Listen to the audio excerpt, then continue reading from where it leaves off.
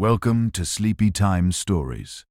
Hello, my dear friends. We're going to time travel to a world that's about as far from romanticized fantasy novels as it gets. Forget the flower crowns and candle-lit castles. Tonight we're slipping behind the heavy oak doors of medieval bedrooms, convents, and back alleys to uncover what sex was really like for medieval girls. And spoiler alert, you probably won't survive this. So before you get comfortable, take a moment to like the video and subscribe, but only if you genuinely enjoy what I do here. And hey, drop your city and the time you're listening in the comments. I love seeing where in the world you're winding down from. Now dim the lights, maybe turn on a fan for that soft background hum, and let's ease into tonight's journey together. So you're born. You're a baby girl in, say, 1320 England, and the midwife already knows something about your future. It's going to involve blood, babies, and being told no a lot. Maybe you were lucky enough to be born into a noble family, silk blankets, a wet nurse, and eventually a well-planned marriage. Or maybe you're the daughter of a baker, swaddled in scratchy linen, with your parents already whispering how many eggs they might get in a dowie if they pair you off right. Either way, the moment you're swaddled in cloth, you're being measured not just by weight and lung power, but by future potential. You're not a person. Not quite. You're a promise, a political pawn, a little body with a countdown timer toward utility. And medieval society had a system. That system was layered like an onion and smelled kind of like one too. Gender wasn't just a social role. It was a fate. A girl was expected to embody obedience, chastity, and silence. And none of those were metaphors. They were concrete, enforceable expectations, like literal laws existed around this stuff. As you grow, you're constantly reminded of your position. Boys might be allowed to run in the mud and throw rocks, but your place is indoors. Learning to sew, to serve, maybe to pray, definitely to keep your legs closed and your mouth even more so. From your earliest years, there are whisperings of your eventual role, not as a free individual, but as someone's wife, someone's daughter, someone's mother, never just someone. You're 5, and being taught how to keep your hair covered because exposed hair is temptation. You're 7 and being told not to look men in the eye too long lest you invite sin. You're 10 and already hearing about girls younger than you being married offer their protection. Protection in this case often means controlling their sexuality before it even awakens. There's a chilling efficiency to how medieval society prepped girls for their future. No one was waiting for puberty to start sexualizing them. Oh no, that ship set sail much earlier. By the time you understand what your body even is, everyone else has already decided what it's for. It wasn't just your family setting these expectations. The church loomed like a thundercloud, casting shadows into every crevice of life. Priests didn't just preach salvation. They regulated morality, behavior, and even what happened in bedrooms. Their sermons weren't just about hell and heaven. They were about how girls should dress, how they should act, and what would happen if they stepped out of line. Spoiler, it wasn't good. And here's a fun historical fact to sit with. Girls as young as 7 could be betrothed legally. That's not a typo. 7. The age when your biggest concern should be not stepping on a Lego. Now, marriage wouldn't usually be consummated until puberty, but puberty was a flexible term. You started bleeding. Cool. Time to make a baby. Meanwhile, education was a luxury most girls didn't get. Unless you were nobility or entering a convent, literacy wasn't considered necessary. Why teach a girl to read when she wouldn't be writing contracts or reading scripture on her own? Nope. Her future was written for her by others.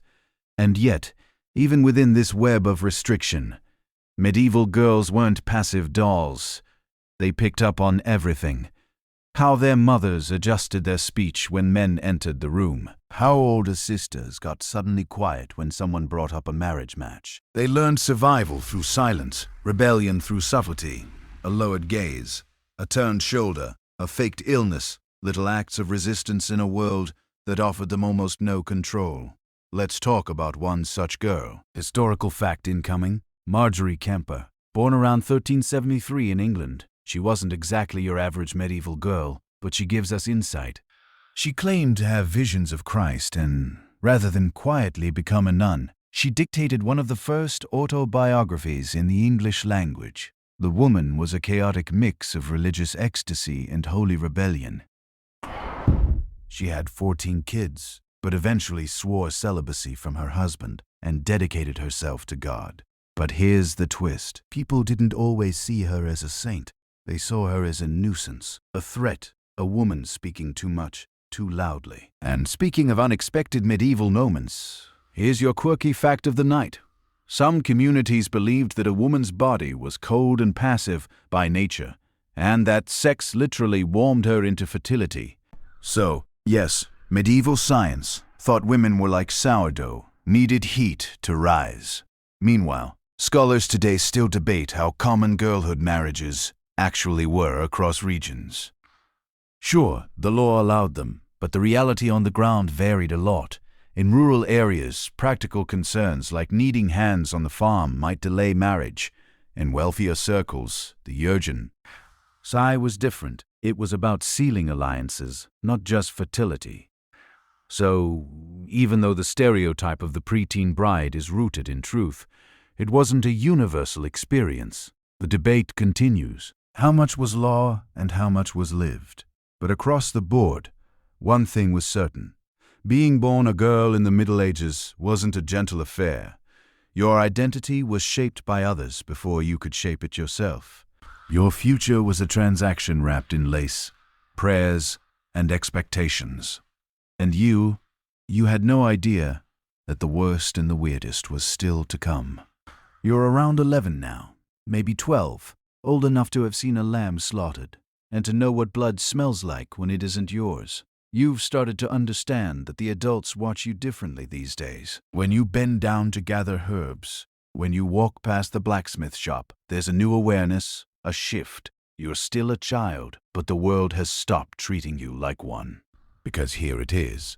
Your virginity is officially valuable now, not in some poetic spiritual sense. No, it's worth land, livestock, maybe even a political alliance if your family's ambitious enough. Virginity isn't a personal matter. It's currency, a form of wealth. And guess what? You don't even get to hold the purse. They don't ask if you feel ready. Readiness isn't part of the equation. What matters is timing. That delicate balance between physical maturity and social opportunity. Your family knows that a good match, especially for someone like you from the merchant class or minor nobility, can elevate everyone's standing. You're not just a girl, you're an investment. You're not just a girl, you're an investment. At the heart of this obsession with virginity is one very particular belief that a woman once deflowered loses more than just physical innocence. She loses value. Her body becomes a used item, tainted. And if she isn't married when it happens, the stain is permanent. And it doesn't wash off no matter how many Aveni Maras are whispered in a candle-lit corner. So let's talk about the high man. Oh yes. Even in the 1300s, this tiny piece of tissue held an entire girl's future in its metaphorical hands. There were actual medical texts that attempted to classify the proper signs of virginity. Pale skin, soft voice, modesty, and of course, an unbroken man. Never mind that some girls are born without one.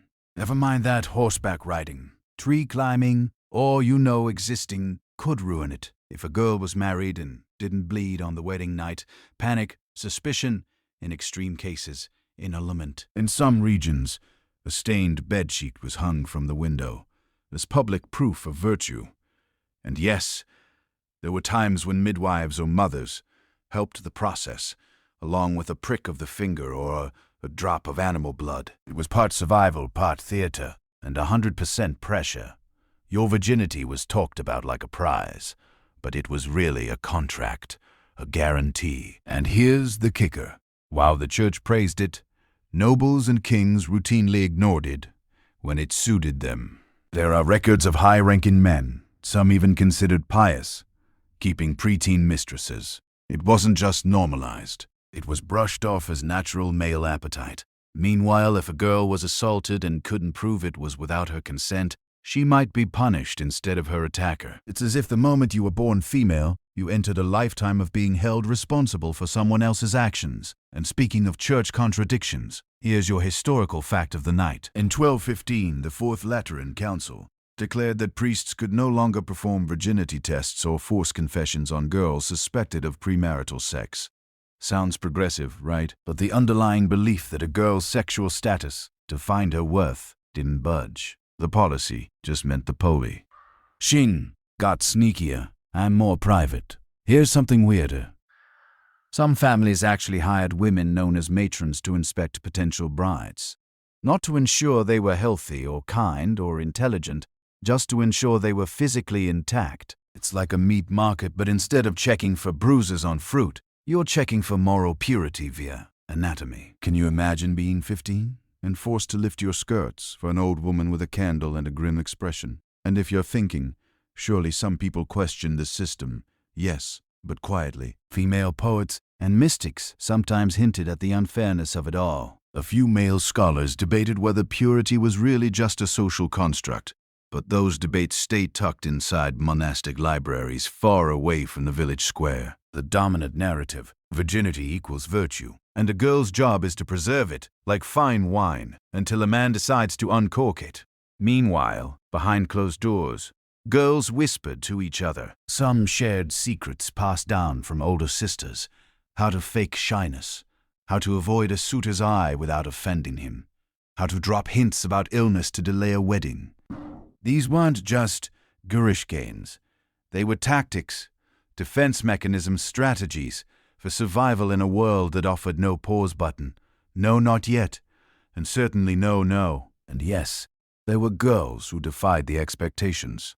There were cases, rare but real, of women who chose not to marry. Sometimes they fled to convents, where they could trade the demands of virginity for the more complicated freedom of spiritual devotion. Other times they simply vanished, disappeared into towns under assumed names, working as spinners or healers. But even then their virginity haunted them like a ghost, because whether you offered it up or kept it locked away, everyone still felt entitled to know. Which brings us to an unsettling scholarly debate. How much of the virginity narrative was actually enforced and how much was mythologized later? Some historians argue that the obsession was mostly limited to upper classes and church circles, that peasants were far more pragmatic. If a farm girl got pregnant, it was a problem, sure, but not necessarily a life-ending scandal. Others believe the pressure trickled down through gossip, sermons, and superstition, until even the poorest mother taught her daughter to guard her body like it was a cursed treasure chest. Regardless of class, though, you can't escape the message. Your body doesn't belong to you. It's a symbol, a tool, a bargaining chip. And the truly twisted part, you're supposed to feel proud of that. You're supposed to treat your own restriction as a badge of honor. So, you walk a tight rope, you wear your hair covered, you keep your voice soft. You smile at the right times and never linger too long near the stables. You dream sometimes, quietly, guilty, about something else, about freedom, about a future that doesn't hinge on whether someone thinks you're pure. About something you're pure. But the world isn't interested in your dreams, not yet. It's only interested in your hymen. You don't get to decide what's holy. That's already been decided for you by old men in robes who have never touched a woman and think that's a good thing. The church is the air you breathe, the voice in your ear, and the ceiling over your bed. It watches you with stained glass eyes and tells you who you're supposed to be before you've had a chance to figure it out for yourself. Spoiler, you're not supposed to be curious or loud or sexual. You're supposed to be good. And good girls keep their heads down and their legs closed. By now, you've heard all the sermons. Even if you're half asleep in the pew or kneeling with numb knees on a cold stone floor, the words still get through. Lust is a sin. Pride is a sin. Temptation, basically a gateway to eternal damnation. And who's the biggest source of temptation, according to the local friar? That's right. Women are Eve, the original sinners. The reason humanity was booted out of paradise. You're 12 and already carrying the guilt of the fall of man. Number pressure, but it's not just the sermons. It's the art. It's the songs. The rules etched into the way people talk and walk and look at you. There's this constant invisible checklist. Are your sleeves long enough? Are your ankles showing? Are you looking too closely at that boy near the market square? The message is clear. Your body is dangerous. It could lead men astray, and that makes you responsible for their sins. The weird thing is you start to internalize it. Not because you believe it necessarily, but because it's everywhere. Like background music that slowly becomes a lullaby. You start judging yourself before anyone else gets the chance. You flinch at your own reflection. You second-guess every laugh, every glance, every instinct. Because somewhere deep down, you're being taught to see yourself the way the church does, as a ticking time bomb of temptation.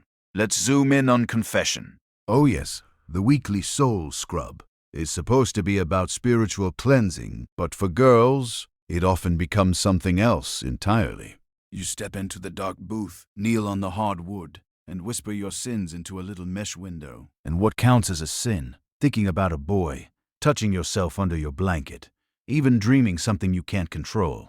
The priest, who by the way is usually an older man who's heard it all, asks questions, sometimes very detailed ones, and you're supposed to answer honestly, even if you're blushing so hard your ears feel like they're on fire. This is where things get murky. Some confessions were truly sacred, a release, a way for girls to fey. L.A. flicker of grace in a brutal world. But others, let's just say not every priest was a saint. There are recorded complaints, quiet ones, about clergy who use confession as a way to indulge in other people's secrets, especially young girls.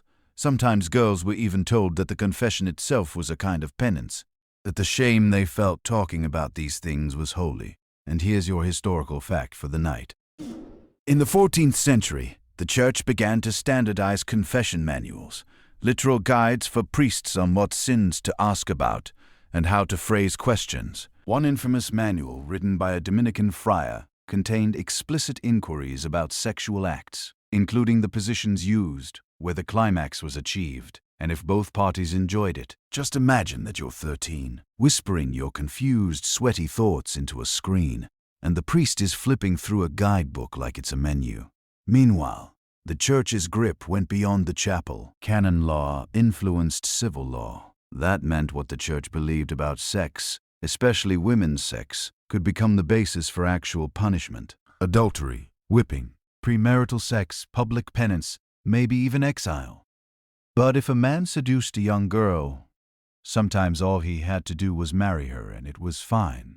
A violation, repackaged as a doughy free marriage, there's a fringe detail for you. In some regions, if a girl was sexually active out of wedlock, even against her will, she was considered spoiled goods and became less likely to be believed in court. Worse still, some areas had reconciliation customs where victims were pressured to marry their attackers to restore honor. Sounds medieval because it is. At the same time, not everyone agreed on everything. There were actually debates, fierce ones, about female sexuality in scholarly circles. Some theologians believed that women were naturally more lustful, citing even her apple-fueled curiosity. Others argued women were more passive, more spiritual, and less carnal by nature. This wasn't just an academic squabble. It shaped how laws were written, how confessions were framed, and how punishments were handed down. But here's the twist. While the church preached about purity, it quietly tolerated the existence of brothel in many towns. Why? Because it was considered the lesser evil. Better, they thought, to have controlled spaces for male lust than to risk them preying on virtuous girls. You're 13, hearing this double standard play out in real time. Your worth is in your chastity, but some other girl is being sacrificed to keep society running. And if you're unlucky enough to fall outside the lines, you might become that girl. Meanwhile, nuns were held up as the pinnacle of feminine virtue, pure, untouched, married to Christ himself.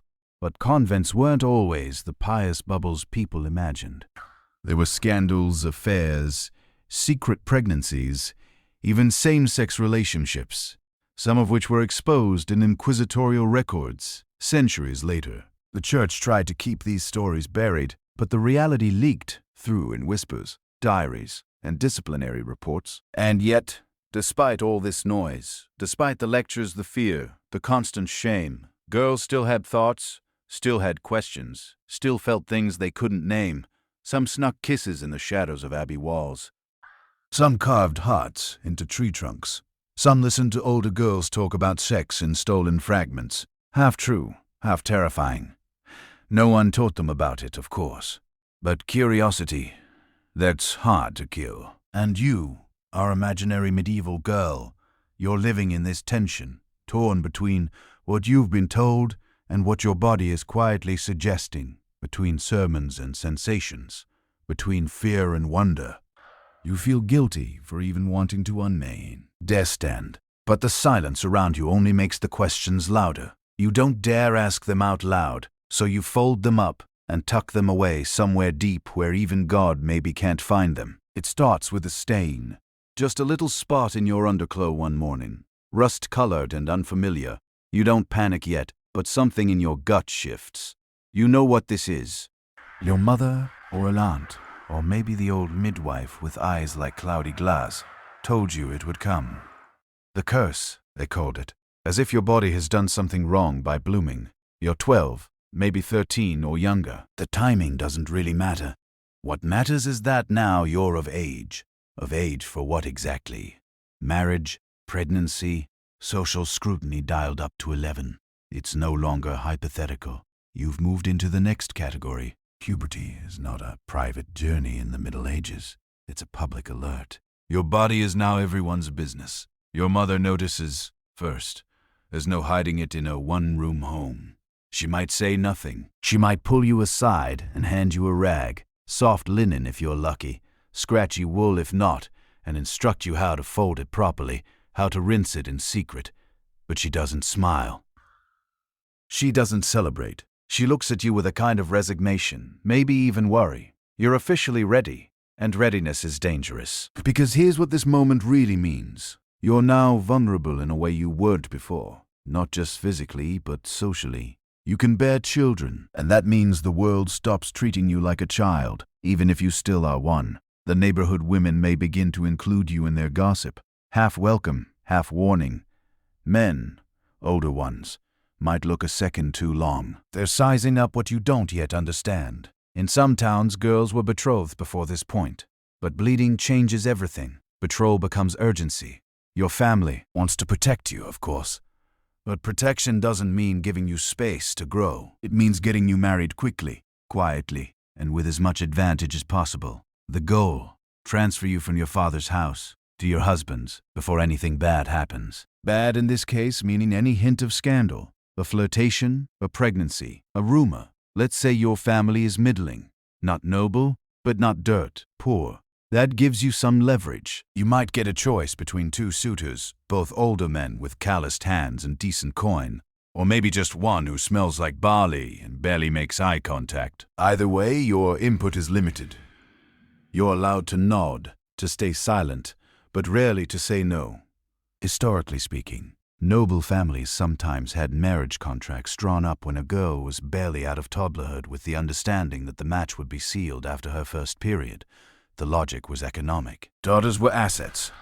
Virgin daughters, even more so. There are recorded cases of girls being married off at 12 or 13, some even younger, though consummation was supposed to wait until physical maturity. Supposed to. But maturity was loosely defined. The onset of menstruation was considered the green light, even if the girl's body was still narrow-hipped and fragile. Medical understanding at the time was somewhere between wild guesswork and pure fantasy. One physician swore that menstrual blood, if not released through intercourse or childbirth, could poison a girl's brain. Others believed that women's bodies were naturally cold and moist, requiring the heat of a man's body to achieve balance.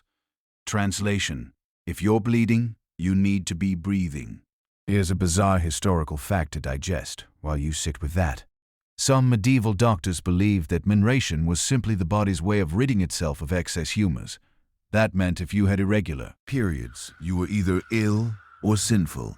Women were told not to touch crops, bread dough, or even mirrors while menstruating, lest they spoil or crack them with their impure presence. And because superstition always goes hand in hand with medicine, girls were advised to avoid bathing during their period for fear the blood would reverse course and damage the internal organs. Instead, you might be told to drink wine boiled with leeks to balance the womb. You're welcome for that mental image. So now you're not only bleeding, you're being told your bleeding makes you dangerous, untouchable. Your body is both sacred and shameful, a temple and a hazard. And, of course, no one explains any of this clearly. You get pieces, quiet instructions, vague threats, maybe a whispered joke between older girls that makes no sense to you. The full picture never arrives. You're left to build it yourself, one half-truth at a time. Once you're of age, even more changes. You're expected to cover your head in public if you weren't already. You might be pulled from household chores to learn the tasks of a wife, how to manage a kitchen, how to tend a husband's wounds, how to obey. If your betrothal is already arranged, now is when the pressure ramps up. You're taught to be submissive, to walk behind your future husband in public, and to speak only when spoken to. You start practicing your new name, practicing not flinching when older men stare. There's a debate among historians about just how young consummation happened in practice. While church law recommended waiting until a girl was around 14, enforcement was loose at best. In rural areas, cultural norms often prevailed over canon law. Some say most men did wait. Others argue that power, money, and lust often overrode patience. Either way, the girl didn't get to decide. And that's the darkest truth here. You're old enough to be married, but not old N. To understand what marriage means. You're old enough to bleed, but not old enough to consent. The world sees your body as mature because of one biological event, but your mind is still catching up. You're a child with a calendar that just flipped too fast. Girls your age might respond in different ways. Some get quiet, withdraw. Others try to play along, mimicking older women, smiling at suitors, performing the role they've been trained for.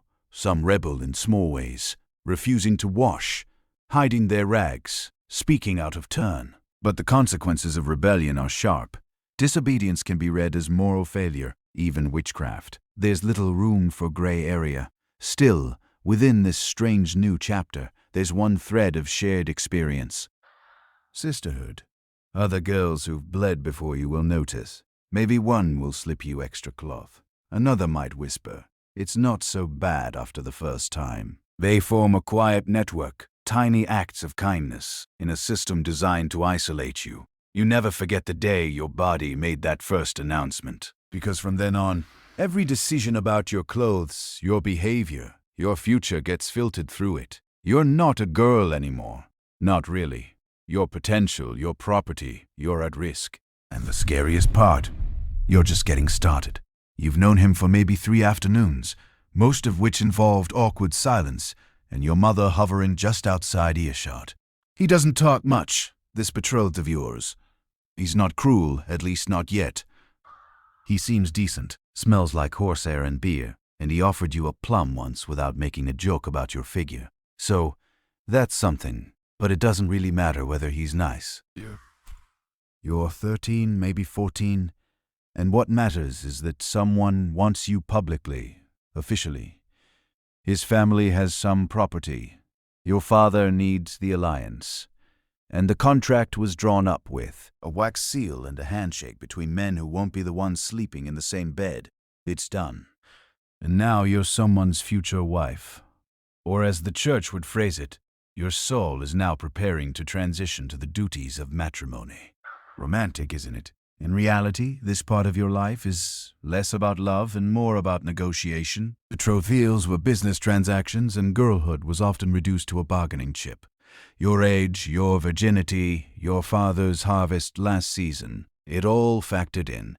Dowries weren't just tradition, they were leverage. Some girls were literally swapped for land, livestock, or political favors. A good match wasn't measured in happiness, but in acreage.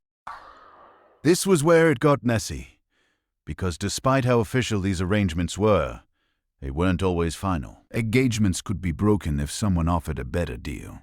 That made you vulnerable, not just emotionally, but economically.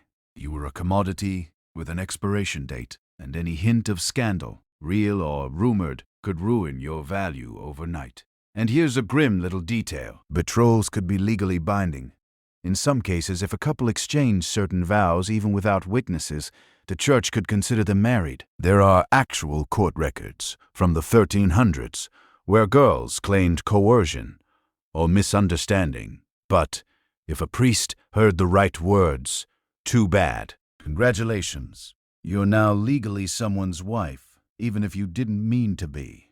So, what's your role during all this? Smile, embroider, practice saying his name. Sit quietly while your father talks about your purity like it's a bushel of wheat. Your mother gives you a bit of advice, probably more practical than poetic. Don't argue. Keep the sheets clean. Try to give him sons. Maybe if she's feeling bold, she warns you that the wedding night will hurt, but that it won't last forever. But here's where things start to crack around the edges, because between the trading and the silence and the white-knuckled modesty, something strange emerges. Flirtation, not the fun, sparkly kind from fairy tales. This was subtler, more dangerous. You might meet his eyes a moment too long. He might brush your hand at the feast. Maybe you sneak a note ink-smeared, rush lines about how you hope he's kind. These tiny gestures feel enormous and risky, because even though you're betrothed, people are still watching. One wrong look, and tongues will wag, and wag they did. In many medieval communities, betrothal didn't automatically grant you sexual permission. Consummation was supposed to wait until the wedding. But not everyone waited, and if things went too far before vows were exchanged, that could ruin everything. If you got pregnant during the betrothal period, it could trigger a scandal that rippled through both families. Sometimes it led to rushed weddings, sometimes to public shame, sometimes to abandonment. Let's not forget, a betrothal didn't always mean affection. Sometimes it was made without your consent, sometimes without your knowledge. Girls were promised while still nursing dolls, only to find out later that their future had already been sealed. You might be sent to live in your future husband's household as a sort of practice wife, helping with chores, learning how to behave like an unpaid intern whose job ends in lifelong servitude. Historical fact time. The church tried to regulate betrothals with varying success. Canon law insisted that marriage required free consent from both parties, but free was loosely interpreted. A nod under family pressure still counted. And guess what? Girls as young as 12 could legally give that consent. It's one of those on paper it sounds like a right, but in reality it's just a loophole kinds of laws. And then there's the fringe stuff. In some regions, there were actually community rituals that resembled games where young people engaged in courtship play. Think spring festivals, fertility dances, things that blurred the line between innocence and innuendo. In some cases, these rituals were used to test compatibility socially, sexually, spiritually. But of course, girls were still expected to draw the line before things got physical. Boys, they got winks and shoulder pats. You got threats and lectures. Even in your inner circle, things are complicated. Other girls are watching you. Some are jealous. Some pity you. Some whisper horror stories about older sisters whose husbands were cruel or cold or simply boring. You try not to think about it. You focus on the cloth in your lap, the stitches in your embroidery, the way your betrothed says your name without choking on it. But the fear is there, humming beneath everything. You've seen what happens when things go wrong. You know about the girl down the road, Morod maybe, who ran off with a peddler and came back pregnant, only to vanish mysteriously a few weeks later. You remember the old midwife muttering something about dishonor, while the men shook their heads and looked away. And here's the scholarly debate for tonight. How much agency did girls really have in these arrangements? Some historians argue that noble women at least sometimes influenced their matches through diplomacy, family, alliances, or charm. Others insist that girls of any class had almost no say. The truth probably lies in the middle, a narrow window of influence surrounded by walls made of duty and fear. What no one talks about, at least not in daylight, is the emotional whiplash. One day you're playing in the fields. The next you're practicing how to kneel beside a man and call him husband. You go from child to bride with no pause in between. There's no coming-of-age ceremony, no sacred rite to help. You cross the threshold, just a betrothal contract, and the ticking clock of everyone's expectations. And somewhere inside you the question lingers. What if you don't want this? What if love doesn't arrive like it does in the ballads? What if your body says no when the world says yes, but no one's asking? The deal's already struck. You're already promised. Now you just have to survive it. The wedding isn't for you. Not really. It's for your family, for your husband's kin, for the neighbors and the priest, and anyone who needs visual proof that your body is officially changing hands. You're dressed like a relic on display, hair braided and covered just so, embroidered sleeves tied tight at the wrists, a ribbon at your waist to symbolize chastity. You don't wear white. That's a modern thing. You wear color, red if your family's bold blue, if they're aiming for pious, or maybe green if your father's a little drunk on tradition and wants to flaunt fertility like a proud harvest. You don't get to choose the dress. You barely get to speak during the ceremony. You kneel. You murmur your lines. You keep your hands folded the way your mother taught you. Fingers tight, palms dry. No fidgeting. You don't look him in the eyes. Not yet. That comes later. The priest reads the rites in Latin. You don't understand most of it, but the meaning is clear.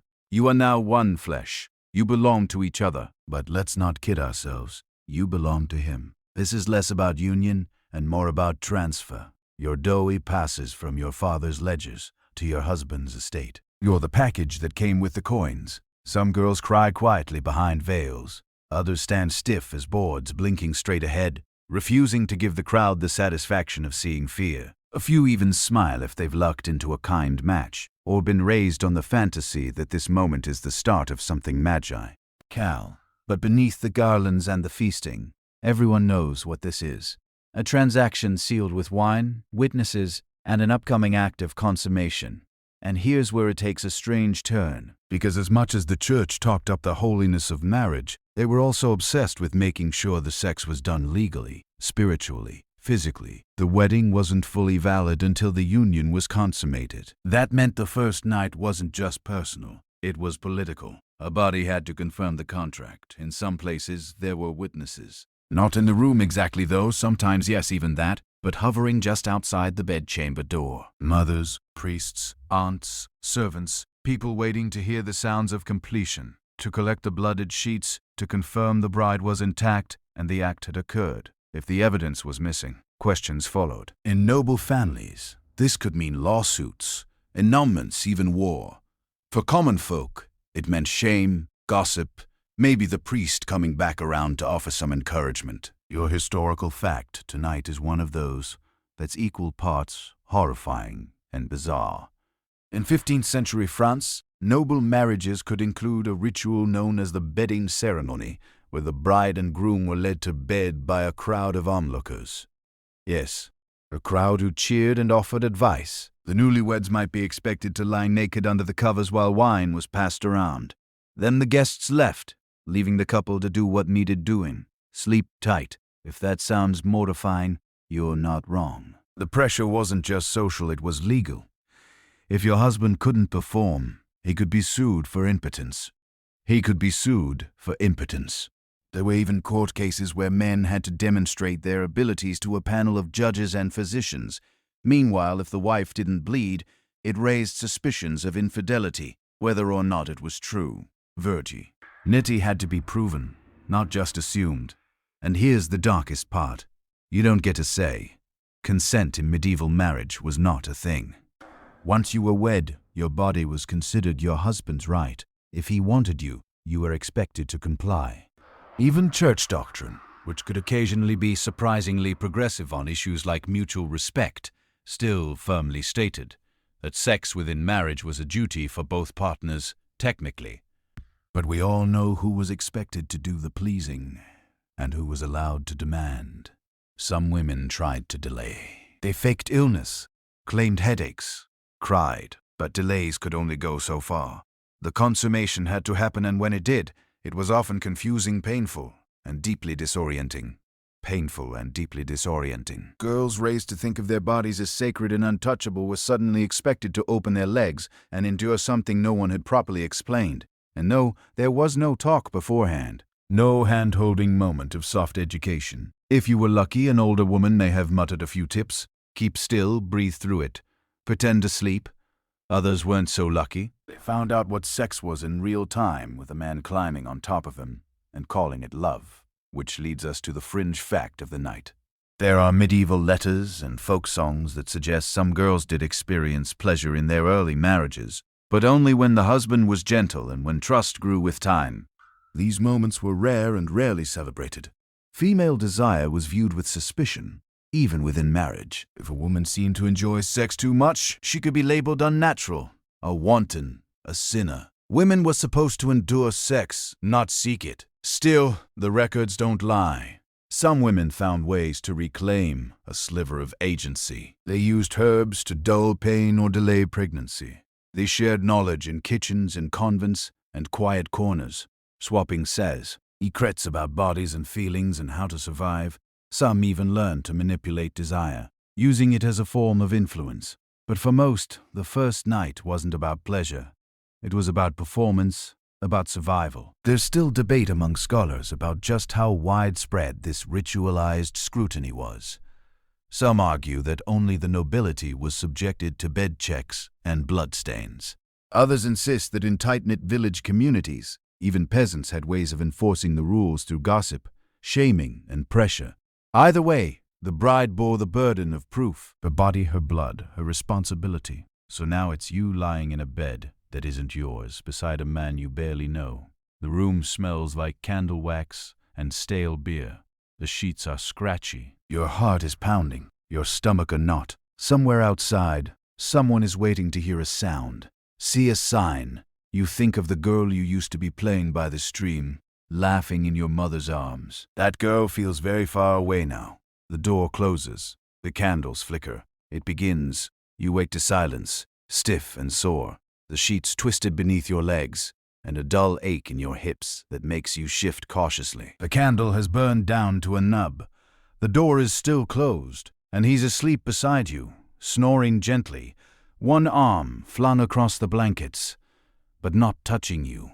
For a moment, you're not even sure what just happened. Everything is blurry and thick, like a memory you're trying not to remember too clearly.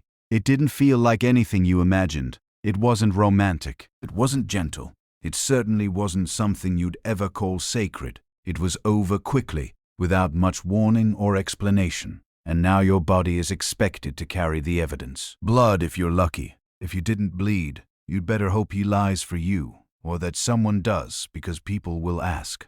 In some households, they already are. Right now your mother-in-law is likely preparing to collect the bedcloth, or a servant girl might be lingering just outside the door, waiting for the cloth that will confirm your virginity and your obedience. If the wedding night was considered the sealing of the deal, the bloody sheet was the receipt, and in some places, that proof was paraded around like a trophy.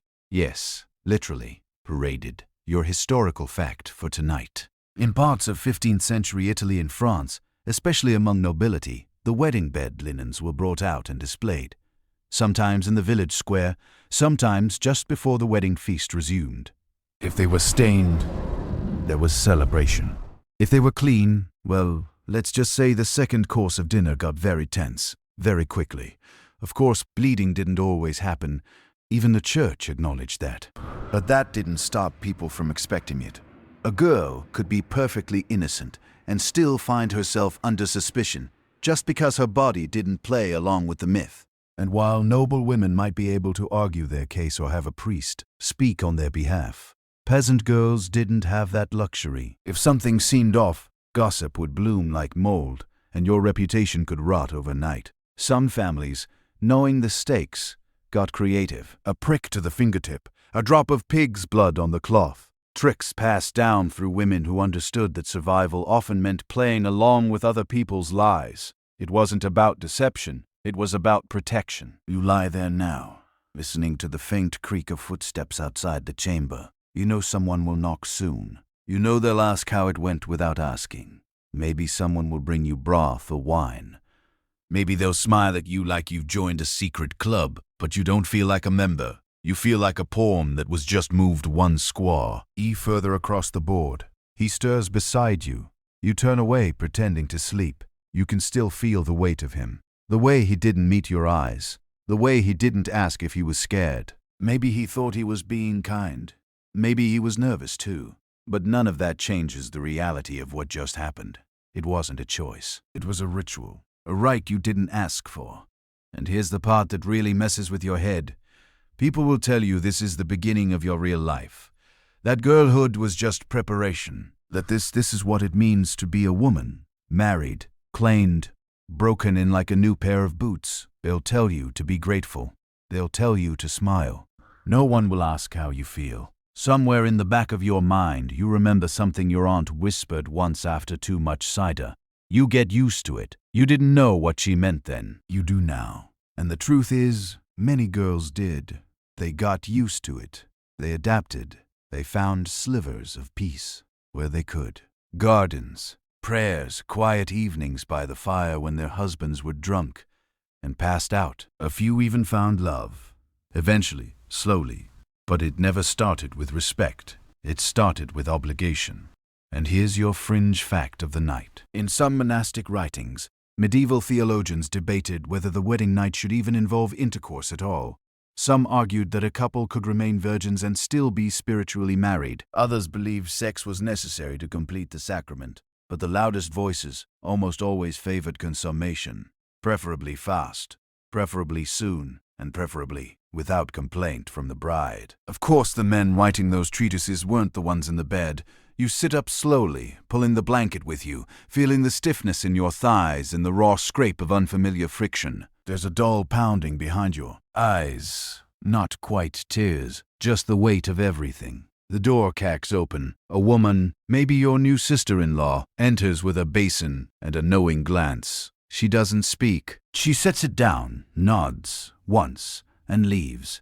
You get up and wash quietly, dipping the cloth into lukewarm water, dabbing at yourself like a wound that won't stop whispering.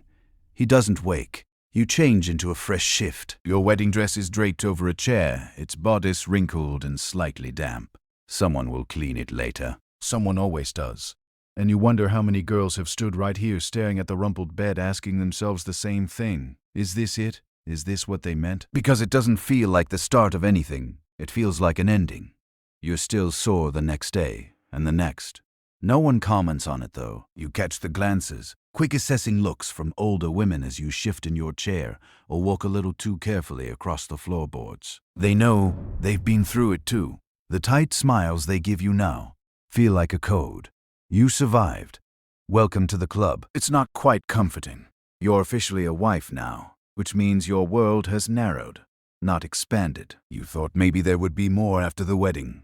Some spark of joy, a little freedom, a chance to explore life with your new title. But mostly it feels like your girlhood has been boxed up and buried somewhere, replaced by a strict schedule of household chores, marital duties, and learning to say yes without flinching. And that's where the church enters the bedchamber again.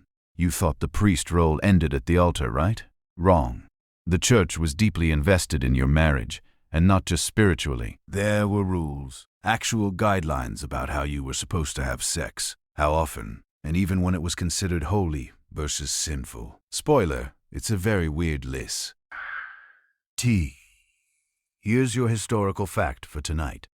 The penitentials, those handy little church handbooks on sin, listed very specific restrictions about sex.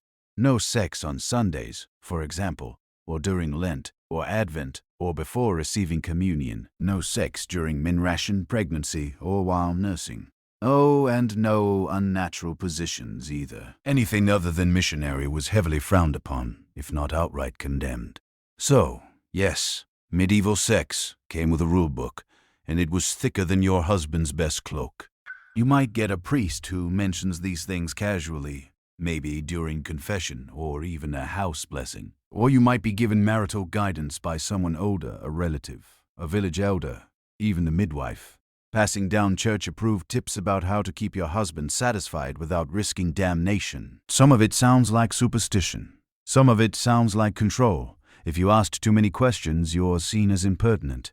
If you say nothing, everyone assumes you're doing fine. So you learn to smile, to nod, to pretend. You take in the instructions like they're recipes. Keep him satisfied. Avoid temptation.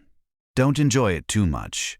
Be available but not enthusiastic. And whatever you do, never initiate. Yes, Female desire was seen as suspicious, dangerous even.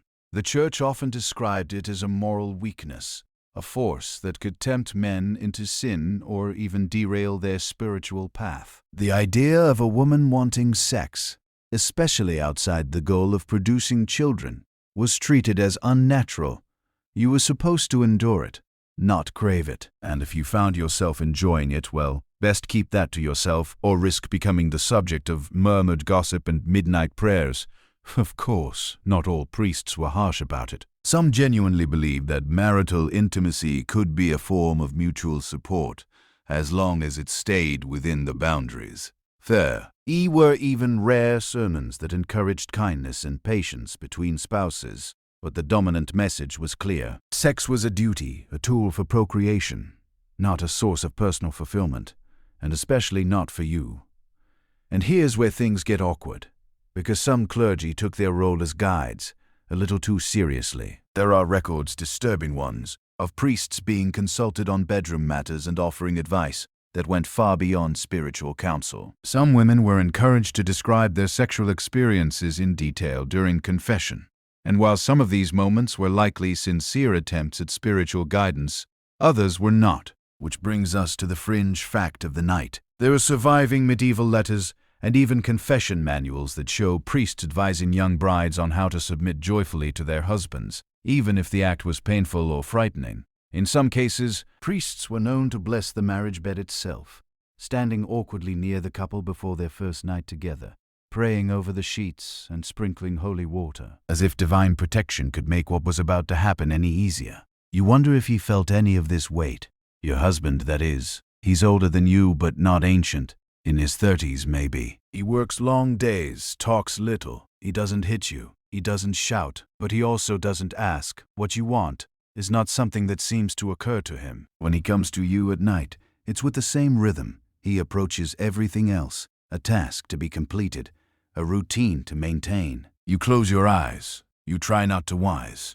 You hear women whisper sometimes in the market, near the well, stories of girls whose husbands were cruel or relentless, or just oblivious. A few speak of kindness, of rare matches where affection grew like moss in the cracks.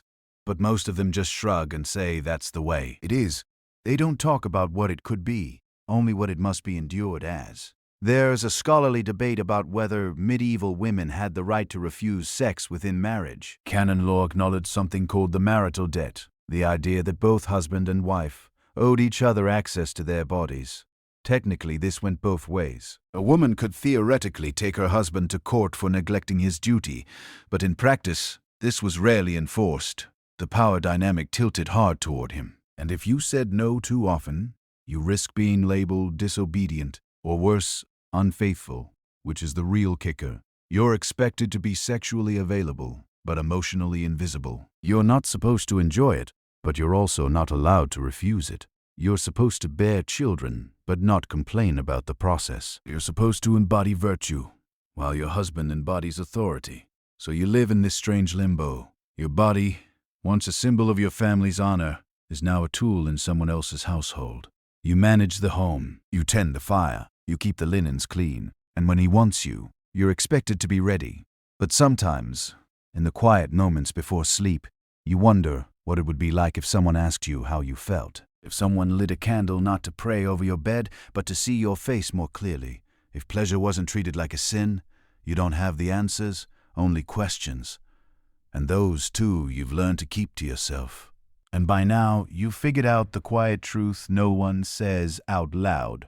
Your yes doesn't actually matter, not in the way modern people would understand it anyway. Consent as a concept hasn't been invented yet. Not for girls like you. What exists instead is obligation, duty, expectation. And once you're married, your body is no longer something you grant access to. It's something that's assumed. If your husband comes to you at night, it isn't framed as a question. It's framed as a right. The church calls it the marital debt, a tidy phrase that makes intimacy sound like bookkeeping. You owe him your body. He owes you his. On paper, it's symmetrical. In real life, it's anything but. He's stronger, older, legally dominant, and backed by custom, law, and God. You're expected to comply, and to do so quietly. This doesn't mean violence is constant or universal. Some men are gentle, some are indifferent, some are rough, but what they all share is permission. Permission you never explicitly gave. But that society assumes you signed over with your vows. Once married, refusal is not interpreted as self-protection. It's interpreted as disobedience. And disobedience for a medieval wife is dangerous.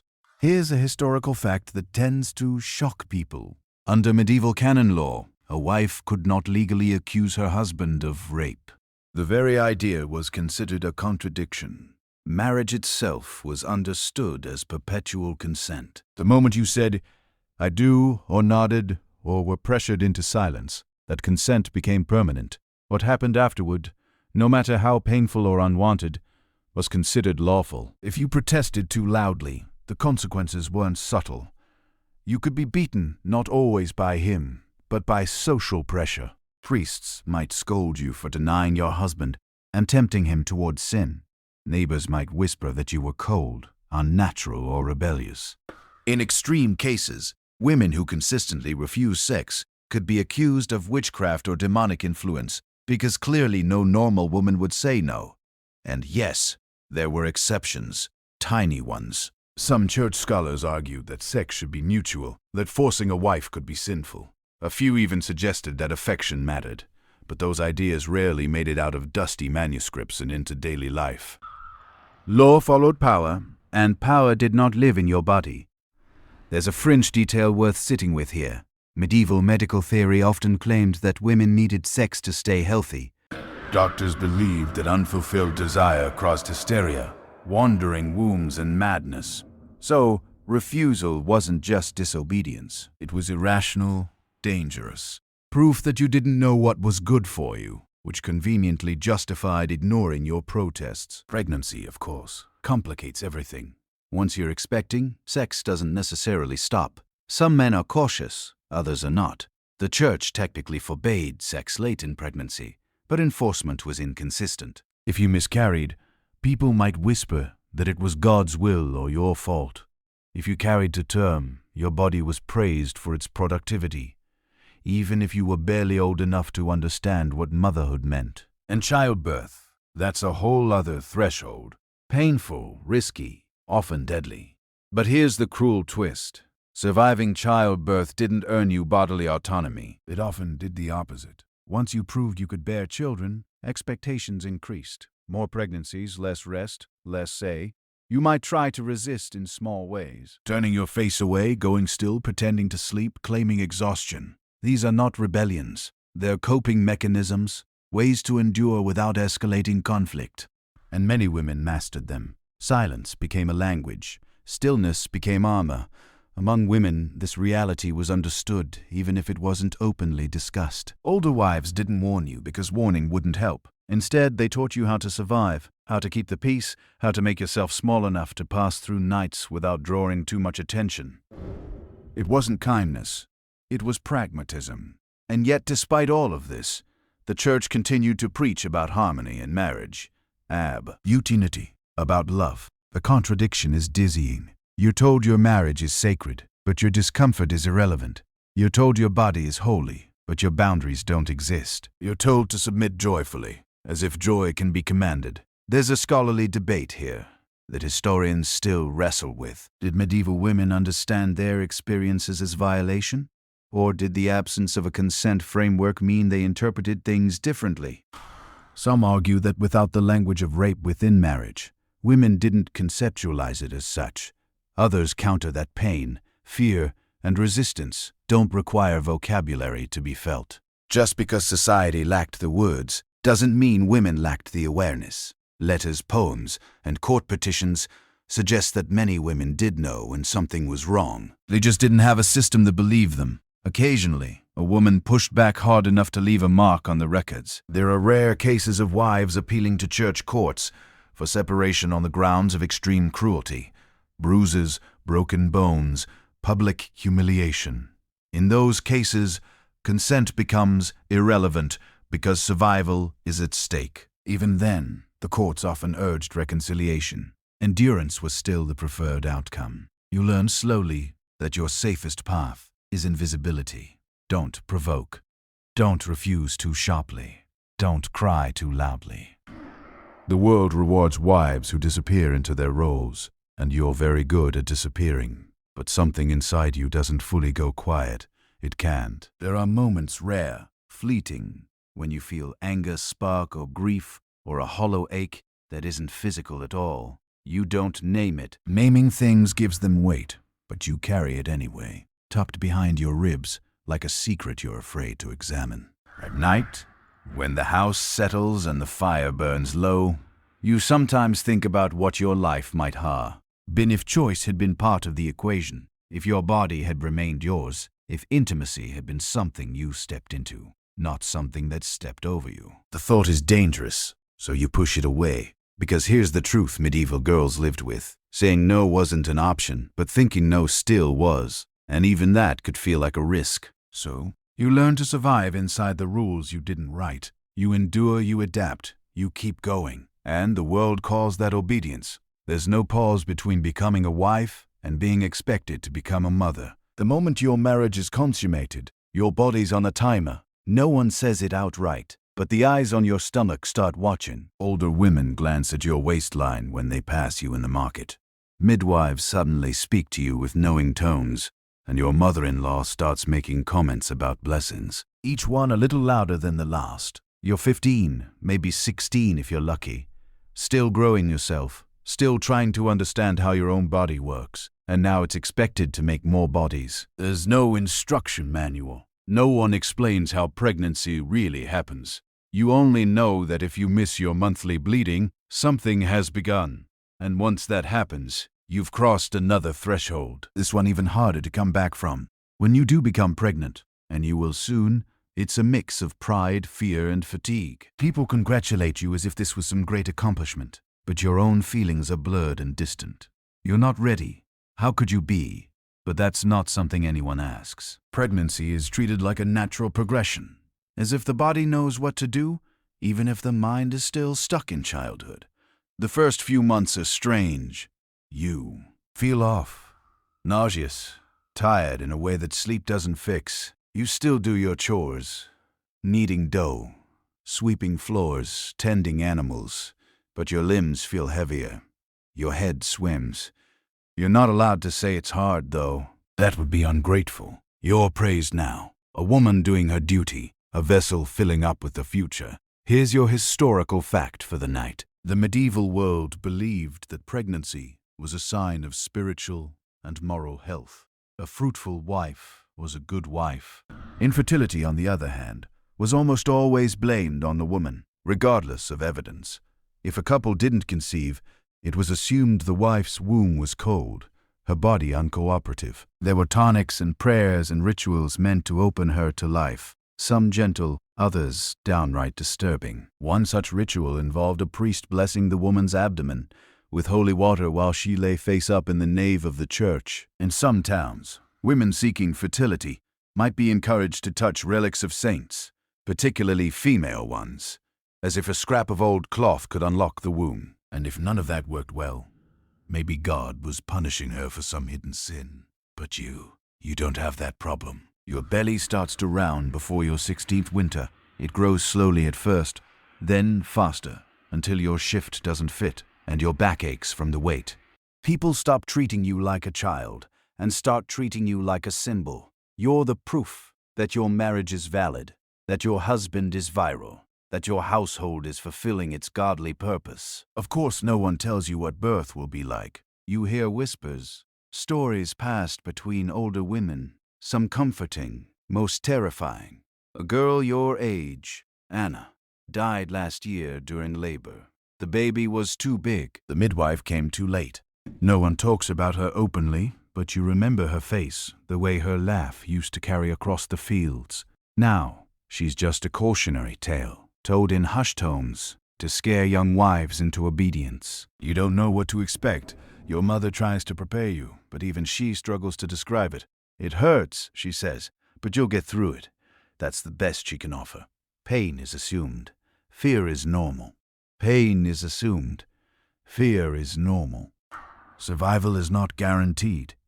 And here's the fringe fact. that makes this all even more bizarre. Some medieval physicians believed that a pregnant woman's thoughts and emotions could physically shape the baby. If you had impure thoughts, your child might be born deformed. If you feared too much, you could cause a miscarriage. Women were told to think holy thoughts, avoid looking at animals, and stay away from anything frightening or sinful, because naturally the baby might absorb it. So now, on top of everything else, you're policing your mind. You're exhausted, aching, and queasy. But if you imagine the wrong thing, even in a dream, you're told it could mark your child forever. It's hard to overstate how terrifying that is. You don't even control your own thoughts anymore. As the months stretch on, you start to feel movement. Soft at first, like a fluttering bird, then stronger. It's strange, feeling someone else living inside you. You wonder what they'll be like, whether they'll survive, whether you will. You've seen death too many times to assume either is guaranteed. And yet, everyone around you is excited. They speak as if this is the most blessed time of your life. They knit tiny clothes, prepare herbs for the birthing room, and debate names. You sit quietly, trying to ignore the pain in your lower back, the pressure in your ribs, the anxiety pressing on your chest like a weight. You want to ask someone, what if I'm not ready? But you already know the answer. Readiness isn't a requirement. Functionality is.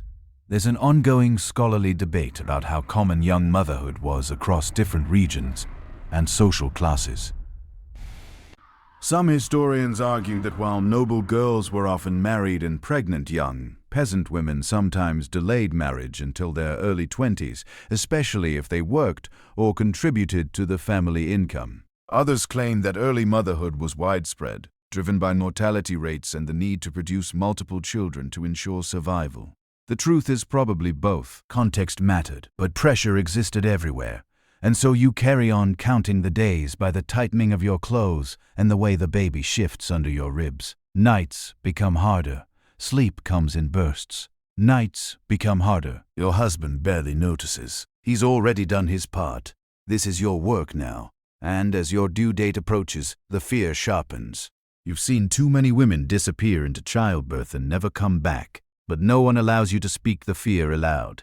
It would be ungrateful. It would be faithless. So you say nothing. You simply wait, full of life and dread, hoping your body doesn't betray you. Because now you're not just surviving for yourself. You're surviving for someone else, too. It doesn't matter how many stories you've heard, nothing prepares you for the moment labor begins. It comes in waves, subtle at first, like cramps you've known before. Except this time, they don't pass. They build. They linger. They wrap themselves around your spine and squeeze until your knees buckle and you have to lean against the table. Breath caught between your teeth, like a prayer you forgot how to finish. The house moves around you like a machine. Word spreads quickly. The midwife arrives with a satchel of herbs and blunt instructions. Other women follow. Your mother, aunts, a neighbor who's seen more births than she cares to count.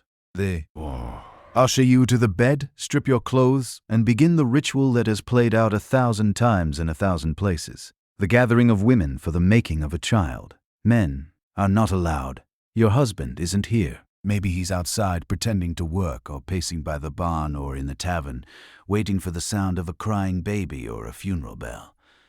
You're surrounded by warm hands and strong voices, but you feel very much alone. The pain is no longer manageable. It owns you now. Your body is no longer yours. It's a battlefield. The contractions come hard and fast, and your mind leaves the room. Time collapses.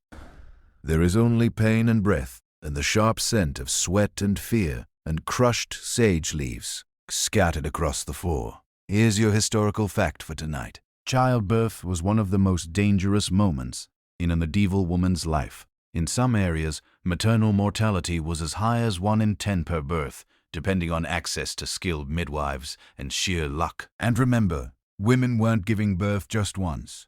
They were expected to have as many children as possible, especially if their husbands were landowners or aspiring to be. The midwife grips your hand and murmurs instructions. Push, breathe, pray. A priest might be called to wait, outside the house, ready to deliver last rites. If things turn, you're already whispering Hail Marys between contractions, not because you're devout, but because fear pulls the words out of you like thread from an unraveling hem. When the baby finally comes, it feels like breaking. A tearing, a ripping of something you didn't even know was whole. And then suddenly, painfully, it's over. The room fills with sound, gasps, soft laughter, the baby's wail. You're drenched, shaking, dizzy with relief and blood loss. They place the child in your arms. A boy, they say, or a girl. It hardly matters in the haze. You're too tired to care. All you know is that something was taken from you and given back in a different shape. And then they begin to assess the aftermath. The tearing, the bleeding, the risk of infection. The midwife bruises a pus, presses herbs into torn skin. You flinch. There's no anesthesia, no stitches, just pressure, binding cloth, and hope. And the blood doesn't stop right away. In some cases, it never really stops. Now here comes the fringe fact. Medieval midwives had a strange mix of practical skill and magical belief. They relied on herbs like mugwort, yarrow, and rue to stop bleeding or stimulate contractions, but they also carried charms, tiny bits of parchment inscribed with prayers, sometimes tucked beneath the bed or tied around the woman's wrist. In some areas, midwives whispered incantations or invoked saints as they worked. It wasn't just medicine, it was ritual, half healing and half hoping. When the child is clean and swaddled and crying, the women around you exhale. Your mother weeps. Someone kisses your forehead, but you're only half there. Your body is numb in places that once felt everything. Your thighs tremble. Your hands are cold. You want to sleep for a year, but you don't get to. There's no rest in motherhood. Not in this century. Not in this house. Within hours, the baby is latched to your breast. Your nipples crack and bleed. You leak constantly. Sleep becomes a myth. The only thing more relentless than pregnancy is what comes after. And your husband, he returns eventually, stands at the door, nods. Maybe he's pleased. Maybe he's disappointed it wasn't a boy. Maybe he asks if you're well, but you're not. You're stitched together with linen and stubbornness, smiling for the sake of everyone who needs you to be fine. The baby is tiny, wrinkled, perfect in ways you don't have the language for. You don't know if you love them yet. Love isn't instant. It's mothering that grows slowly between exhaustion and survival. But you hold them like they're the last whole thing in the world. Scholars still debate how medieval women emotionally processed childbirth and motherhood. Some argue that high infant mortality rates made attachment difficult. Why love something that might die? Others believe the opposite, that precisely because death was so close, mothers clung harder, loved fiercer, wept louder. There are lullabies from the 14th century that read like funeral songs, and burial records filled with babies who never lived to see their first winter. You don't know which category you'll fall into yet. You're still healing. Your womb aches. Your legs are swollen. But when the baby quiets, their breath soft against your collarbone. You feel a sliver of peace. A strange, fragile thing that lives somewhere between pain and pride. You made a life. It nearly killed you, but you're still here. For now, you're 2 weeks postpartum, and already back on your feet. Not because your body's ready. It isn't. You're still bleeding, still aching in places that no one sees. Your belly feels loose and hollow. Your joints soft and your chest sore from the endless cycle of feeding. But the house doesn't run itself. There are floors to sweep, bread to bake, a child to feed, a husband to serve. Recovery isn't really a concept yet. You're alive. That's considered enough. And still, quietly, painfully, your duties in the bedroom haven't gone away. The church says 40 days. That's the official period of purification after childbirth. 40 days of abstinence, supposedly, to give your body time to heal and to mark your return to a state of ritual cleanliness. It's rooted in Jewish tradition, passed into Christian canon, and supported by priests who stand in the pulpit and talk about Mary's postnatal seclusion as if it's something your exhausted body should aspire to. But your husband, he's not a priest. He's a man with expectations and a household with needs. And if you think those 40 days are sacred, well, you're not the one holding the power in this arrangement. Sometimes he waits. Sometimes he doesn't. Sometimes, even if he does, there's pressure before the blood has stopped, before your stitches have dissolved, before you've even learned your baby's cry by heart. No one talks about the pain of postpartum sex, the way your body flinches even when you try to steel yourself, the way fear settles in the pit of your stomach and makes your skin go tight. You say nothing, of course. Or maybe you do, and he shrugs or mutters something about duty, or reminds you gently or not that your role is to satisfy, to keep him from temptation, to keep peace in the house. You close your eyes and go still, as you've learned to do. You've practiced being absent, while still physically present. It's a skill now, like kneading dough or folding linens. It's survival wrapped in silence. It's survival wrapped in silence. And here's your historical fact for tonight. Medieval church doctrine taught that marital sex was permissible, but always slightly suspect. Even within marriage, pleasure was a slippery slope. It was allowed, but only if it remained subordinate to procreation. If you enjoyed it too much, or if you initiated it, or if your husband sought it with unusual frequency, that could be interpreted as lust. And lust, even in a marriage bed, could stain your soul. It was a double bind. You were expected to be available, but not eager, faithful, but not frigid, modest, but not cold. And no one explained how to find that balance, because the very idea that you might have your own sexual feelings was mostly erased from the equation. Of course, that didn't stop women from feeling. Desire doesn't evaporate just because it's forbidden. You hear whispers sometimes, other wives talking by the well, or older women laughing behind their hands about moments of pleasure, of want, of aching for something beyond obligation. But these moments are never discussed openly.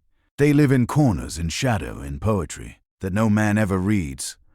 There's a fringe fact that survives in the margins of medieval manuscripts. Some church confessors were trained to ask married women whether they ever felt too much enjoyment during sex. If they said yes, they were advised to pray for forgiveness, as if joy itself had somehow violated divine law. Some priests even prescribe penance for it, fasting, additional prayers, silence, so even your own body betrays you. If you don't feel pleasure, you're a cold wife. If you do, you're sinful. Either way, the target never moves. You're always wrong. And yet, inside all of this, you begin to notice something strange. Your mind is waking up. Maybe it's the isolation. Maybe it's the late nights, nursing your baby while everyone sleeps. Maybe it's the way your body has been used over and over without pause. But you start to think more than you speak. You question things in the privacy of your skull. You remember how it felt to run through the fields when you were 10, hair loose, skirts muddy, lungs full of laughter. That girl still lives inside you. She's quiet now, but not gone. Some women channel this restlessness into piety. They pray more, fast more, wear their chastity like armor. Others go inward, writing letters if they can write, or whispering secrets to each other under the guise of shared chores. A few grow bold, seeking out herbal knowledge, reading forbidden texts, exploring the world of apothecaries and midwives where power flickers like a candle in the dark. But you survive. You feed the baby. You tend the fire. You lie back when asked. And you keep that tiny seed of rebellion buried deep. You think about pleasure sometimes. A bow. What it would mean to want something rather than simply endure it. You wonder if any woman ever has. And here's the scholarly debate still swirling centuries later. Did medieval women find ways to experience sexual agency within these systems? Or were they so tightly bound by culture and religion that even their desire became shaped by duty? Some researchers argue that courtly love traditions gave women space to imagine romantic and erotic fulfillment, albeit mostly through literature. Others believe those fantasies were a male invention, with no real grounding in women's lived experiences.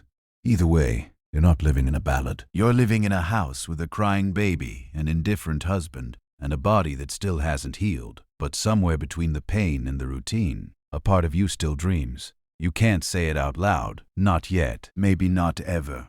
But you think it late at night when the world is quiet, and you're awake, with milk stains on your shift and a phantom ache between your hips. You think, there has to be more than this. And that thought, however small, refuses to die. You're barely 16 and already part of a hidden world. One woven together in whispers, glances, and bundles of herbs wrapped tight in cloth. The women around you, neighbors, midwives, sometimes even nuns, don't talk openly about what they know, but they know things. They know what flowers to steep to ease a cramp, what seeds to chew to delay a missed bleeding, what roots ground to powder, and taken with warm wine might stop something already started. You never see these things in daylight. They're handed off behind closed doors, tucked into aprons passed beneath tables during shared chores. Sometimes they come with no words at all. Just a look, a nod, a pressed hand. It's a network older than most laws, and it's the only reason some girls like you make it through, with their minds and bodies intact. Because here's the truth. Childbirth is terrifying, constant, and sometimes deadly. And most women quietly, desperately don't want to go through it more than they have to. But the men who make the rules, they want sons. And the church, it wants you fruitful. And society is not exactly rooting for your autonomy. So women have found workarounds. Your historical fact for the night is this.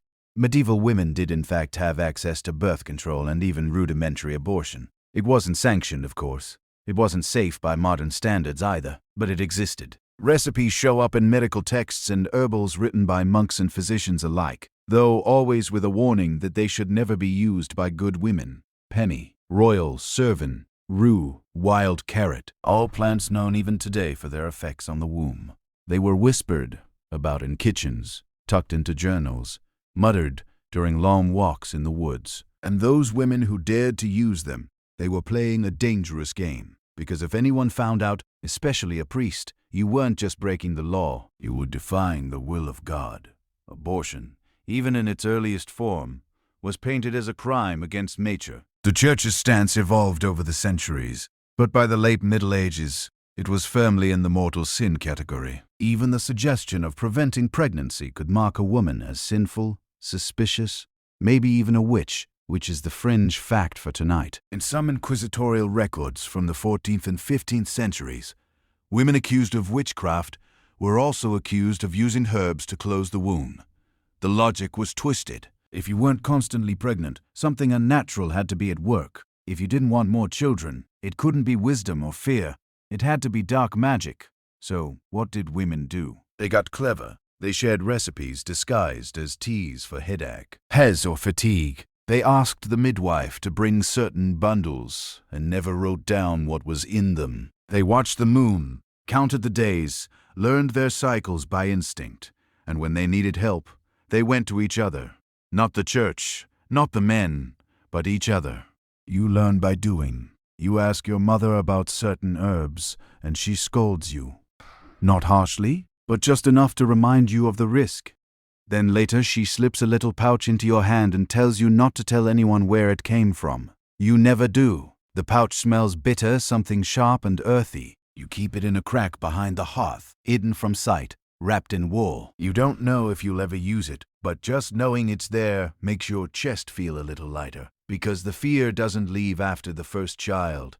If anything, it grows. You've seen women waste away from back-to-back pregnancies. You've seen them deliver stillborns in silence, blood soaking through mattresses while everyone pretends not to notice. You've seen the ones who scream during labor and are labeled possessed, and the ones who say nothing at all and never wake up. And still, they keep trying, because what else is there? No one asks if you want more children. The assumption is that you will, until your body breaks or your womb finally gives up. You might give birth to 8 children and only 2 survive. You might give birth to 3 and all of them do. There's no telling. But the one certainty is that the process never gets easier. So the women around you become your lifeline. Not your husband, not the priest, not the scribe who writes poems about the purity of maidens.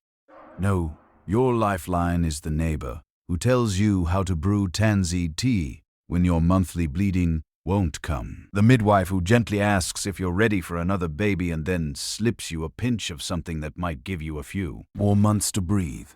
The widow who was never able to have children and is now the most knowledgeable herbalist in the village because she had the time to learn. There's a kind of underground power in this, a quiet rebellion, a network of women keeping each other alive. Not always openly, not always safely, but with a fierce kind of loyalty that no man understands. There's scholarly debate, of course. Some insist these methods were rare, unreliable, even dangerous. And yes, many were. But others argue that women were far more competent than history gives them credit for. They knew their bodies. They tracked their cycles. They tested and recorded and passed down knowledge for generations. It wasn't perfect, but it was theirs. And you sit at the hearth, your child asleep in a basket nearby, stirring a pot of something warm and bitter, not strong enough to stop a pregnancy, just strong enough to calm your nerves, to slow your racing thoughts, to remind yourself that not everything about your life is out of your hands. Because even here, in this world of rigid roles and constant expectations, you're not completely powerless, not as long as other women are whispering. You've never been inside a convent before, not until your cousin is older, joined the Sisters of Saint. Agnes and your mother insisted you accompany her on one of the feast days. You were just a child then, barely old enough to braid your hair without help. At the moment you stepped through those stone archways and into the cool silence, something in you shifted. The air felt different, quieter, yes, but also heavier, like the walls were keeping secrets, and none of them were in a hurry to leave. Now, years later, you think about Isolde more than you'd admit. She was 16 when she took the veil. Not because she was pious, not really. Her family couldn't afford a dowie for marriage, but they could afford a scene. Alawan to place her in a convent. An acceptable fate for a girl who didn't have beauty or social leverage. She told you once in a moment of startling honesty that she chose the habit because it meant she wouldn't have to lie beneath a man she didn't love. You didn't understand what she meant then. Now you do. The convent, despite its walls and vows and endless prayers, offered a kind of freedom. No husbands, no childbirth, no marital debts. You traded those for discipline, fasting, and hours of kneeling. But some girls preferred that, chose it even. And over time, a different kind of life bloomed inside those cloisters. It wasn't always chaste. Here's your historical fact of the night. Despite their reputation for holiness, medieval convents were not always paragons of sexual purity. There are records, letters, visitation reports, court documents that speak of illicit affairs, secret liaison, and even entire communities of nuns reprimanded for immodest behavior. Some were caught with priests, others with local men, and yes, some with each other. Of course, no one in your village says these things openly. Nuns are holy women, brides of Christ, beyond suspicion. But the whispers exist. The traveling merchant who claims he delivered letters between a nun and a knight. The friar who tells your uncle about going on in the convent downriver. Even your mother once muttered that not all sisters were as devoted as they pretended to be. There's a fringe detail buried in an old court record from 14th century Germany. 2 nuns were excommunicated after being found in carnal embrace. The wording is vague, deliberately so, but the accusation is clear. They had loved each other and been caught. The church didn't know what to do with them. There were no clear rules for women loving women, so it treated them like sinners, punished them, erased them from the convent's history. But they existed, and they weren't alone. There's something almost inevitable about it, really. Put dozens of women together, remove them from male oversight, give them time and privacy and shared suffering, and intimacy will form. Sometimes friendship, sometimes sisterhood, sometimes love. Maybe you felt it yourself. An accidental touch while washing clothes that lingers too long. A look exchanged over candlelight in the chapel. A conversation at midnight that makes your chest feel tight, not with fear, but with something else. Something you're not supposed to name. Because even in convents, desire didn't die. It just changed shape. There's a scholarly debate still unfolding about the nature of same-sex relationships in medieval convents. Some argue these were simply close friendships misinterpreted by modern eyes. Others point to poetry, confessions, and disciplinary actions as evidence that real romantic and erotic connections happened. The truth likely is somewhere in between. Some women loved each other deeply, physically, Others simply sought comfort in the only place it was allowed to exist, within one another's arms. This older once wrote you a letter, short, formal, full of scripture. But there was a line near the end that still burns in your memory. Within these walls we are watched by God, but seen only by each other. At the time, it struck you as poetic. Now, it feels like a confession. You sometimes wonder if she found happiness there behind the veil. Whether she truly felt closer to God, or whether it was just a different kind of survival, because that's what most paths are for girls like you. Strategies. Dodging one fate by choosing another. Whether it's the marriage bed or the prayer cell, your choices always feel like trade-offs. Freedom with strings, safety with silence. Still, some convents were vibrant, even rebellious. Women wrote texts, composed music, tended at gardens, taught other girls to read. Hildegard of Bingen, remember that name, was a 12th century abbess who wrote about visions, medicine, and the female body with a boldness that would make most priests squirm. She wasn't alone. There were others, women who carved out tiny empires of knowledge within the confines of religious duty. You wonder what might have happened if you had joined as older. If you traded the cradle and the husband for the cross and the cloister, would it have been lonely, empowering, both? Because for all the rules and vows, the convent gave women something rare. Each other. A world without male ownership. A space where secrets could be kept and desire could sometimes live quietly, dangerously, beautifully. You think about that when your husband snores beside you, and your child cries in the night, and your body feels like it was borrowed, broken, and never quite returned. You think about it when you kneel in church and listen to a priest speak about virtue, as if it were a thing women owed to men. And sometimes you close your eyes and imagine a stone room with tall windows and other women singing in Latin, while candles flicker like stars, and you wonder, not for the first time. And you wonder, not for the first time, if the holiest love was the one they tried hardest to silence. The songs always sounded sweeter in stories, the ballads drifting through the village from traveling minstrels. The ballads drifting through the village from traveling minstrels. Knights pledging loyalty to ladies in towers, love blooming in secret gardens, noble women passing favors in silk to brave warriors before battle. It all sounded so noble, so swoon-worthy, so unlike the life you live. And yet, for a brief moment in your younger years, you believed in it. You clutched the words to your chest like a secret promise, that love could be more than duty, that someone might choose you not for your doughy or your womb, but for you. But then you grew up, and you realized that courtly love, those gilded poetic romances, had nothing to do with real girls. Real love in your world doesn't come with heart music. It comes with a man who smells like sweat and earth, who grunts when he climbs into bed, who doesn't ask what you want and wouldn't know what to do with your answer, even if he did. You still hear the ballads, sure, sung by boys with smooth voices and dreams they haven't yet outgrown, but they sound different now, hollow, like church bells ringing for a funeral that already happened. And still, the stories continue, because the idea of courtly love, so far removed from your own reality, wasn't written for women like you.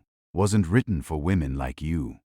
It was crafted by men, for men, specifically, noblemen, with too much time on their hands, and not enough wars to fight. Love became a game, a performance, a way to prove refinement, to show off poetic skill, to flirt with the idea of a woman without actually having to live with her crying children or her bleeding body. Here's your historical fact of the night. Courtly love as a literary tradition exploded in the 12th century, especially in France. Troubadours wrote poems of unconsummated longing, often placing noble women on pedestals, untouchable, perfect, more idea than human.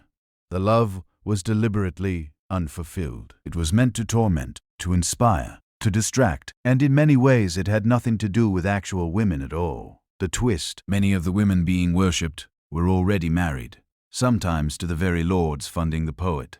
Adultery was not just tolerated in these stories, it was idealized, but only if it was tragic, beautifully doomed, draped in symbolism. Real adultery for a real woman came with shame, scandal, maybe even execution. But a fictional affair, that was art. It's easy to see the problem because while men got to dream of perfect women, real women were living very imperfect lives, scrubbing floors, bearing children, enduring marriages. Meanwhile, the same songs that celebrated romantic yearning turned around and punished any woman who actually acted on desire. Wanting love in fiction was noble. Wanting it in real life made you a page. And here's your fringe fact. Some of the earliest known female poets, like the Troborites of Occitania, wrote back. They took the language of courtly love and used it to express their own longings, their own frustration. They wrote verses not just as muses but as creators. In one poem, a woman mourns a lover who never chose her. In another, a wife tells her absent husband she's found pleasure elsewhere. These voices didn't survive by accident. They survived because they echoed truths too raw to erase. You think about this sometimes, about the difference between the songs and the silences, between the woman praised in verse and the woman ignored in real life. You wonder what it would be like to be chosen, not for usefulness, but for presence. To be looked at the way the minstrels describe, like sunlight breaking through branches, like the moon pulling the tide. Ridiculous metaphors, sure, but still they sound better than you'll do. And then there's your own secret. That brief moment when you felt something like the stories. Maybe it was a glance from the blacksmith's apprentice, the way his hand brushed yours when passing bread. Maybe it was the peddler with the kind smile who called you bright-eyed and meant it.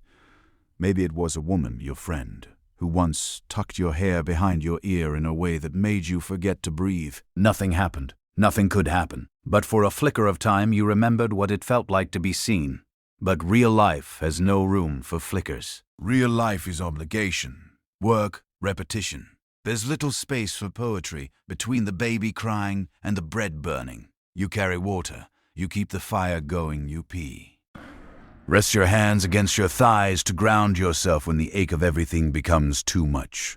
Some women fall into love, anyway. Real love, not the clean, stylized version sung in taverns, but the messy kind built on shared hardship. A husband who listens.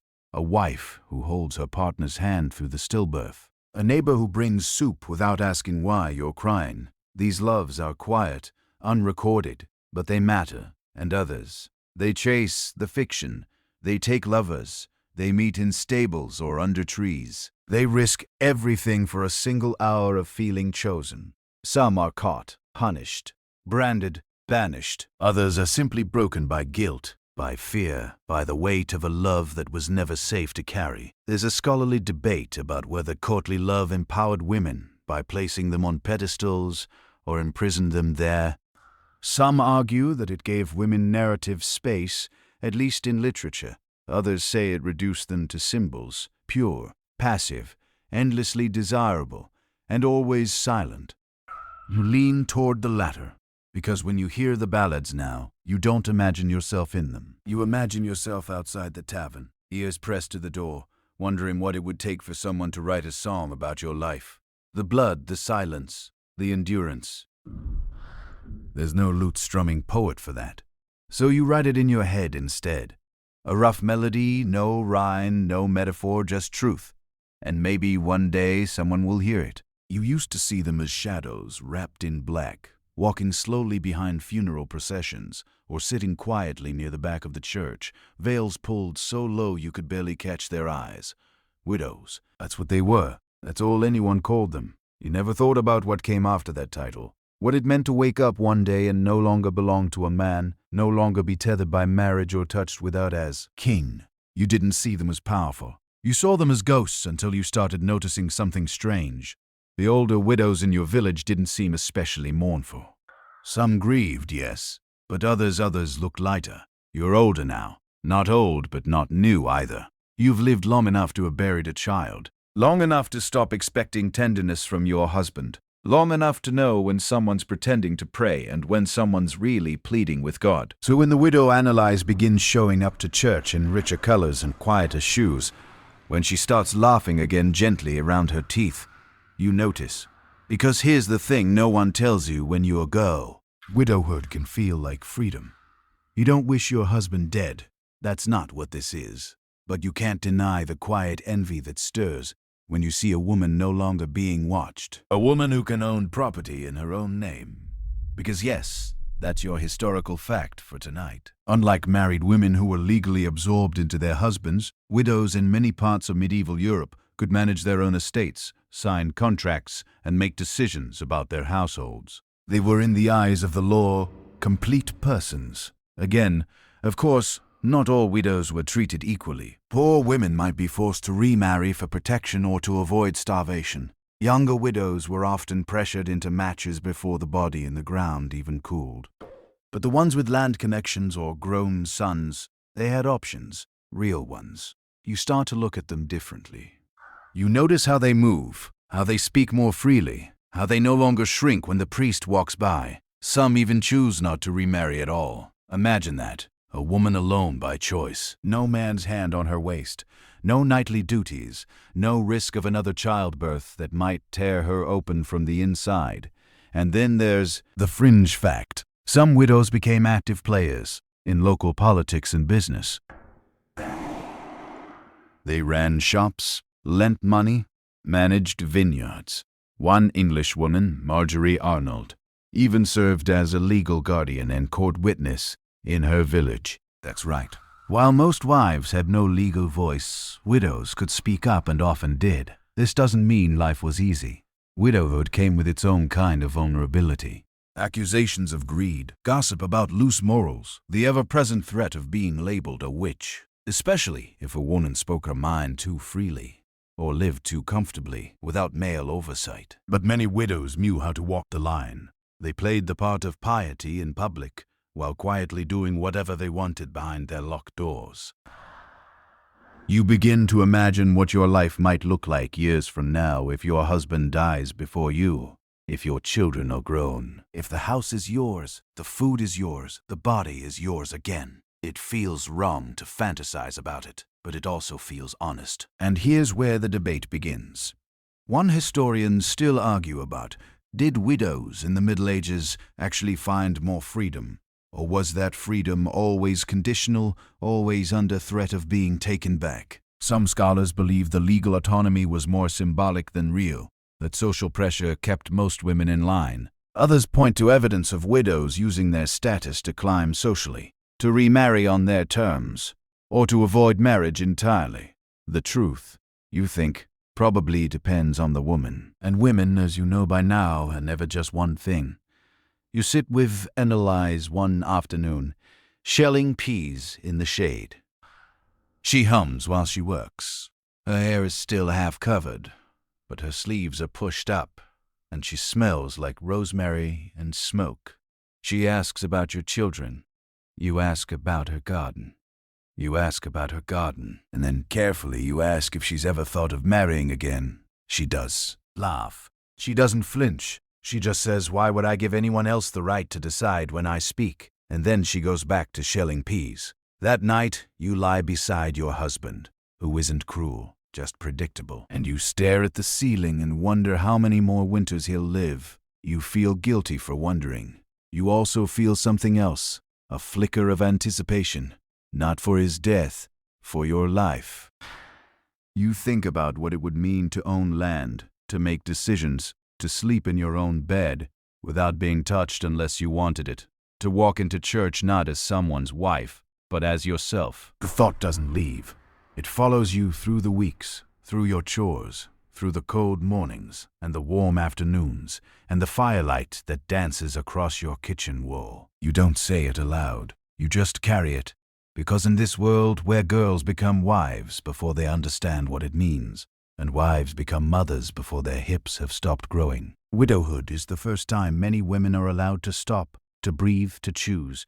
You don't need to wish for it, but you're not afraid of it either. You're hanging laundry when it happens. Just a few words tossed from the mouth of a passing neighbor, like crumbs, to the dirt. Barely a sentence really. But it lands with a weight you feel in your bones. She's always been a bit loose, hasn't she? It's said with a smirk, aimed not at you this time, but at another woman walking by, Sabine, the brewer's daughter. Hair uncovered, skirts a bit too short for the local taste. You glance at her and see nothing scandalous, just a woman walking home, but the word loose clings to the air like smoke. You keep folding sheets, but you're listening now. The other woman chuckles, not kindly. It's always the quiet ones you have to watch. You nod politely. You say nothing, but something inside you clenches back. Oz, you've heard that word before. Maybe not said to your face, but whispered when you laughed too loud or danced too long or lingered too close to the blacksmith's son. Loose. It's not about your clothes. It's not about your behavior. Not really. It's about your refusal to shrink. It's about the way women who don't fit the mold are marked. And marked they are. Tonight's historical fact is a brutal one. The concept of the loose woman in medieval Europe wasn't just social slander. It was legal and institutional. Women accused of being sexually immoral could face real consequences. Public shaming, banishment, confinement in a house of correction, even accusations of witchcraft, and the evidence required. Often just a rumor, a neighbor's suspicion, a priest's disapproval. There were no trials for being a good girl, but there were plenty for being seen as a bad one. Sabine isn't the first. You remember Isabel, the weaver's niece, who disappeared after a man claimed she tempted him. The story shifted 3 times before it vanished altogether. But no one saw her again. And Alice, the widow who dared to take a younger lover, now pretends to be deaf when she walks past the church, just to avoid hearing what the matrons mutter under their breath. The punishment wasn't always formal. Often it came in the form of isolation. Cold shoulders, jobs lost, invitations that stopped arriving, a slow erasure, and sometimes it was worse. Hair shorn, faces branded, paraded through town with signs of shame pinned to their backs. You don't have to look far for examples. They're etched into the memory of every girl in the village. Here's the fringe fact. In some towns, local officials kept actual lists of women labeled as suspect. These weren't criminals, not thieves or murderers. Just women who had been seen too many times, in the wrong place, with the wrong man. Sometimes nothing happened, but her times being on that list meant being first to be questioned if something scandalous occurred. A stillborn child, a fight between men, a sudden sickness. And often these loose women were the ones who helped others survive. They knew how to end a pregnancy. They knew how to satisfy desire without conception. They knew what to say to a girl too, scared to go home. But the same knowledge that made them valuable also made them vulnerable. Power, in the wrong hands, or in a woman's hands, always looked suspicious. There's a scholar whose work you once overheard a visiting priest discussing. He argued that medieval society invented the loose woman as a kind of moral scarecrow, a symbol to keep all the other women in line. Don't be too friendly or you'll be like her. Don't be too curious or you'll end up like her. Don't be too curious or you'll end up like her. Don't be noticed unless you want to be named. And it worked, mostly. You think of all the things you've silenced inside yourself because of that fear. The compliments you brushed off, the touches you didn't return, the laughter you swallowed. You've learned to walk like you're apologizing, to speak like every word might tip the balance. Not because you are loose, but because you can't afford to be seen that way. You start to realize something chilling. The label doesn't protect virtue. It controls behavior. And who gets labeled? Not the men.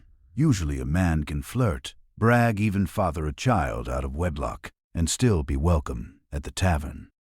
But a woman who laughs at the wrong joke can be watched for the rest of her life. Your virginity is precious until it's not. Then it's proof of your shame. Sabine keeps walking. She doesn't look back, and you watch her go wondering what stories they've told about you when your back was turned. Maybe that one time you stayed out past sunset. Maybe that night you danced during a festival without checking who was watching. Maybe when your second child was born just a little too close to your wedding anniversary. You know how quickly suspicion can be sown from nothing, and still a small part of you envies her, not for being called loose, but for not caring, for walking with her chin up despite the words, for wearing her hair down like a challenge. There's something brave in that. There's a debate among historians about how much internal power women wielded against these accusations. Did they defend each other, band together, form social circles of protection? Or did they turn on one another to preserve their own reputations? The answer, as always, is complicated. Some women offered sanctuary, others sharpened their tongues like knives. But one thing is certain. The threat of being labeled loose kept generations of girls in line. You finish hanging the laundry. The sheets flutter in the breeze like pale flags. You glance at the sky, gray with coming rain, and wonder what it might feel like to walk without shame. To live without the fear of being named something you never agreed to be. Loose, such a small word. But in your world it can unravel everything. And you don't talk about them in front of the priest. You don't say their names too loudly, even though everyone knows who they are. You see them at the edges of the market square, leaning against doorways, heads tilted just so. You see them cleaning out the basin behind the bathhouse, hands red from scrubbing hair tied back with ribbons that are a little too bright for mourning. You know who they are. You know what they do. You were told to stay away from them. And yet you watch. Because the women who sell sex in your town, openly or thinly veiled under entertaining, carry themselves differently. They're not rich, not safe, not protected, but they are untethered. Not owned by a husband, not defined by a father, not pretending they have no body. They're dangerous, but not because they're evil, because they live outside the script. Your mother warned you once, eyes sharp. Only desperate women take that path. But sometimes desperation is the only honest thing in a world of bad choices. You've seen women forced to marry at 12. You've seen others die in childbirth. You've seen a girl get sent away after being raped, her only sin being her inability to hide it. And yet those stories are treated like unfortunate accidents, while the sex worker is the one they all look down on. So, let's talk about her because she existed not just in alleyways or bawdy songs, but in records, court scrolls, even tax lists. Tonight's historical fact. Prostitution was legal in many medieval towns, and even regulated by local authorities. In places like London, Paris, and Avenue, brothel operated under licenses. They paid fees to the crown. They were inspected and their workers. They were often treated like a necessary evil, tolerated to protect honest women from male desire. Let that sink in. Sex work existed, so that you wouldn't be touched without permission, or so they said. This arrangement was rooted in the belief that male lust was inevitable, unstoppable. So, society provided an outlet, usually in the form of a woman no one was expected to respect. She absorbed it all. She became the sponge for male appetite. She was the scapegoat and the relief valve. She was a service, not a person. In exchange, she got very little. A room if she was lucky, some coins, maybe an older madam who offered protection. But she also got disease, violence, and the ever-present threat of being arrested if she worked outside the designated brothel. In some towns, women were forced to wear yellow veils or striped cloaks to mark them as sex workers, branded by fabric, separated by thread. And yet, despite this, despite everything, they survived. Many of them didn't do it for fun. They did it because they had no dough, because their husbands died, because their families cast them out, because work for women was scarce, and this was the only labor where their bodies, unwanted by marriage, still held value. Fringe fact of the night. In some parts of medieval Spain and southern France, former sex workers founded all-female communities, safe houses essentially, where they could retire, support each other, and even care for orphaned children. The church often looked the other way because even they understood that once someone had served their social purpose, they still deserved a roof and a warm meal. You find yourself thinking about that on slow afternoons when your hands are busy, but your mind drifts. What would it be like to live without the constant mask?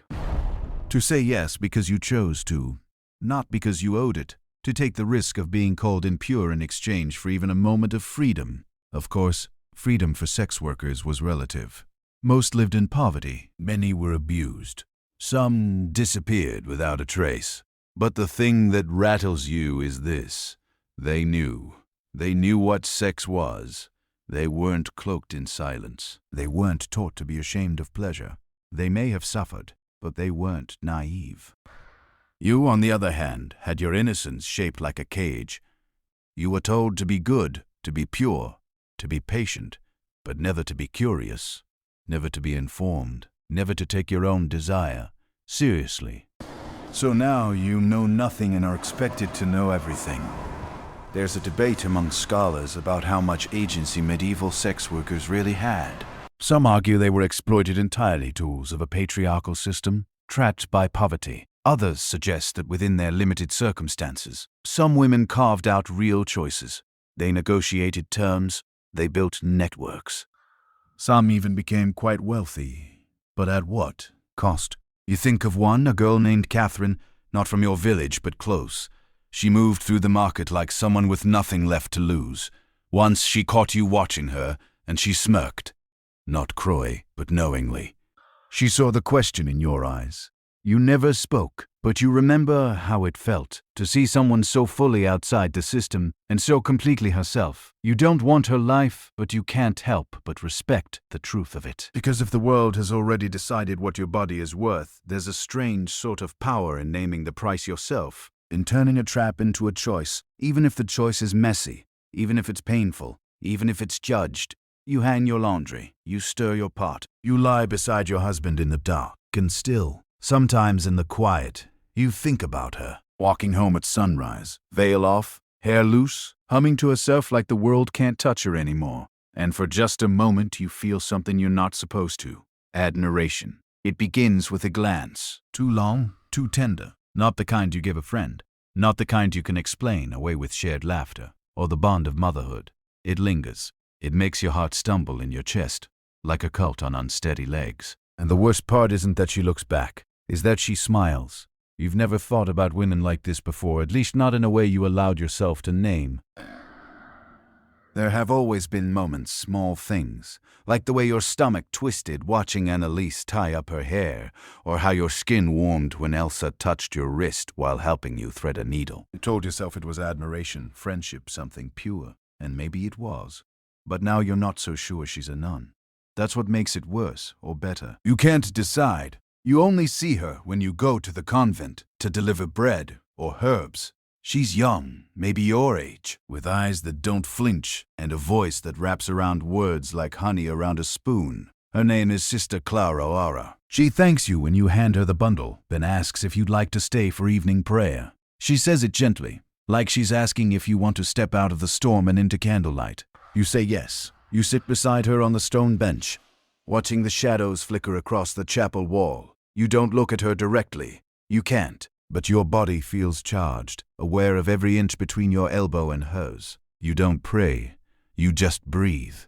Quiet, hopeful, confused. Tonight's historical fact might surprise you. Same-sex relationships between women were not entirely invisible in medieval Europe. They were rarely discussed and even more rarely punished. But they happened in convents, especially. Close emotional and sometimes erotic bonds formed between women who lived and worked in constant proximity, often without male supervision. Some scholars believe these bonds were platonic.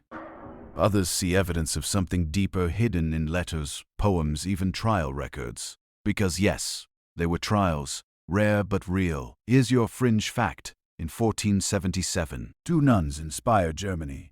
Katharina Hetzeldorf and her unnamed partner were tried for unnatural practices. Katharina was executed. Her partner's fate remains unclear. The records are sparse, vague, full of euphemism.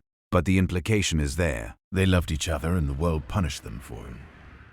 And yet most of the time these relationships flew under the radar because women were expected to be close. To kiss each other on the cheek, to share beds when cold, to whisper secrets. Emotional intimacy between women wasn't just accepted, it was normal. It gave cover to something deeper. Something that couldn't be spoken but could still be felt. That's what makes it both safer and more dangerous. You fell. Find yourself thinking about Clara Rara when you're doing other things, when you're kneading dough, when you're brushing your daughter's hair, when your husband is moving beside you in bed and you're pretending to be asleep. You imagine her hands, how they'd feel if they touched you differently. Not with ownership, with care, with interest. There's a kind of ache to it that you don't have language for. You visit the convent again. You bring honey this time. She takes it with both hands, her fingers brushing, yours longer than they need to. You talk about bees of all things. She tells you that Sister Maria is afraid of them, that she runs every time one flies into the herb garden. You laugh. It's the first real laugh you've let out in You don't know what you're doing, you don't know what she's doing, but something is happening. And then one day it shifts. She invites you to help her dry herbs in the warm room off the cloister. It's quiet there, full of the smell of lavender and sage. You move slowly, arranging stems, trying not to shake. She says your name like it's a prayer. You finally look at her. Really look. And for a moment, nothing else exists. But you don't kiss. Of course you don't. You're not that brave. Or maybe she isn't. Maybe both of you understand what you'd be risking. Because even if no one speaks of it, you know what would happen if you were caught. You wouldn't be tried as lovers. You'd be tried as heretics or witches or simply broken women. No one would believe it was love. They'd say it was possession, corruption, madness. There's scholarly debate over how common these relationships were, how they were understood at the time. Some argue that medieval society lacked the framework to label female same-sex desire. Others say it was recognized and deliberately erased. But one thing is certain. Just because something isn't recorded doesn't mean it didn't happen. You return home with your head full and your hands smelling like rosemary. You don't tell anyone. You don't write it down. But the memory lives inside you like a secret flame. You still see her. You still speak. Nothing happens, but everything happens. And in the quiet corners of your life, you begin to understand something terrifying and beautiful.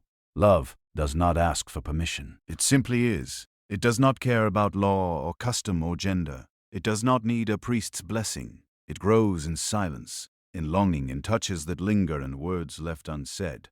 You will never be hers. Not in any public way.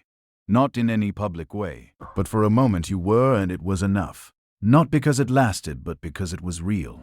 It's market day, and the square is swollen with voices, vendors shouting prices, children weaving through carts, someone's goat bleating in protest, someone's goat bleating in protest from under a cloth-covered stall. You've come for turnips, maybe dried fish, but mostly to escape your house for a while.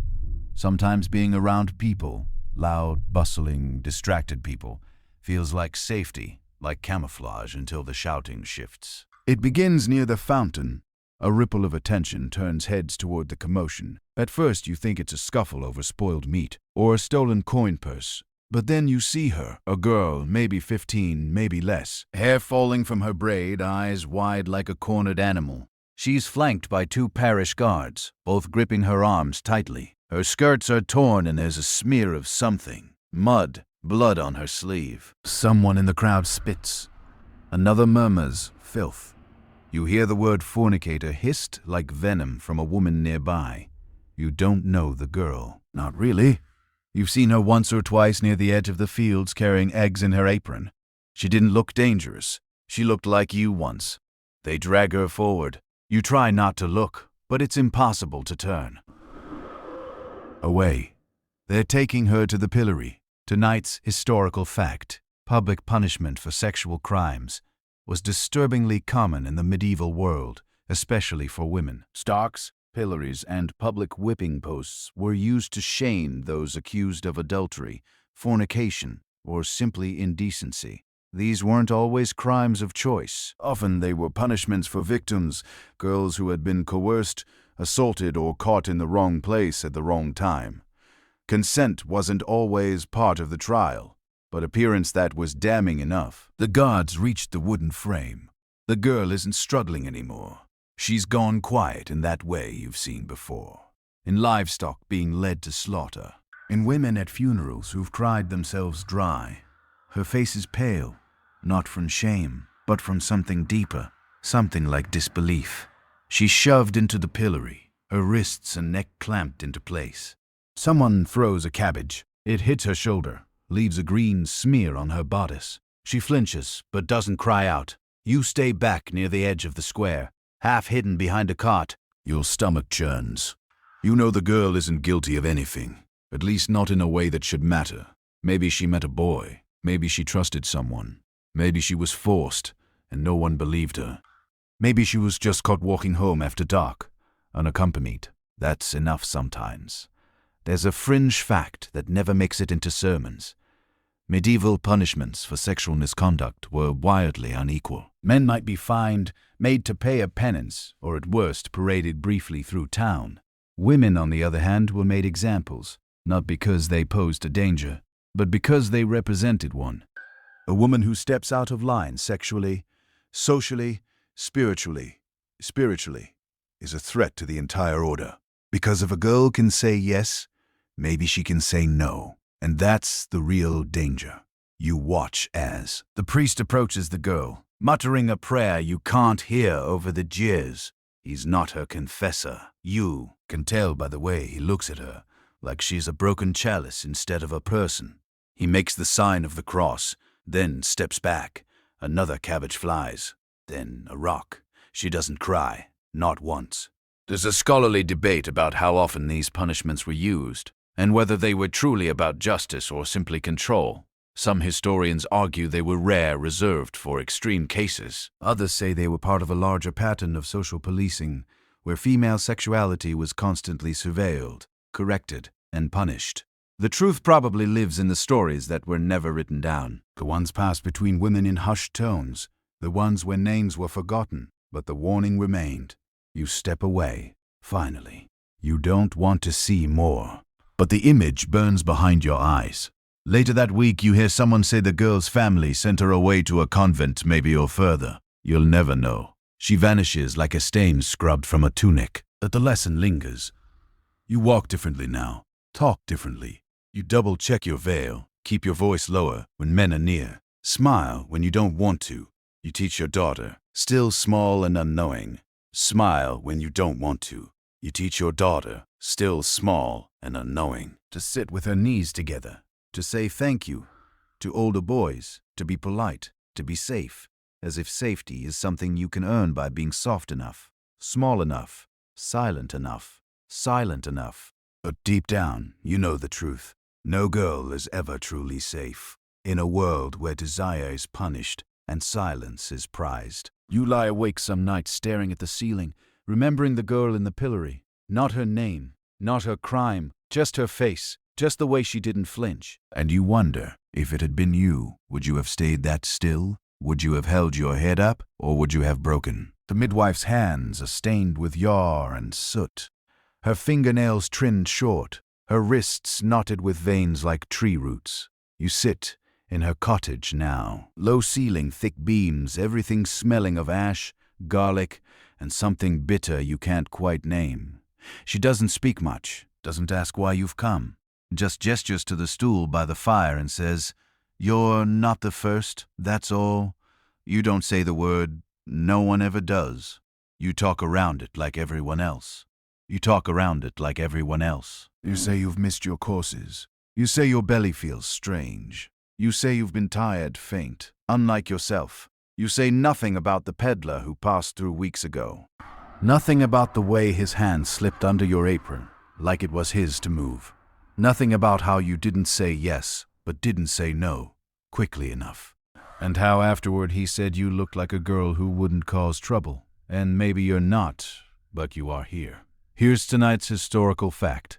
While abortion was officially condemned by the Church by the 13th century, there was a long period in the earlier medieval centuries when it was treated with more ambiguity, especially if done before quickening, the moment a mother felt the baby move. Some canon law texts equated early abortion with contraception, both of which were sinful, but not always considered murder.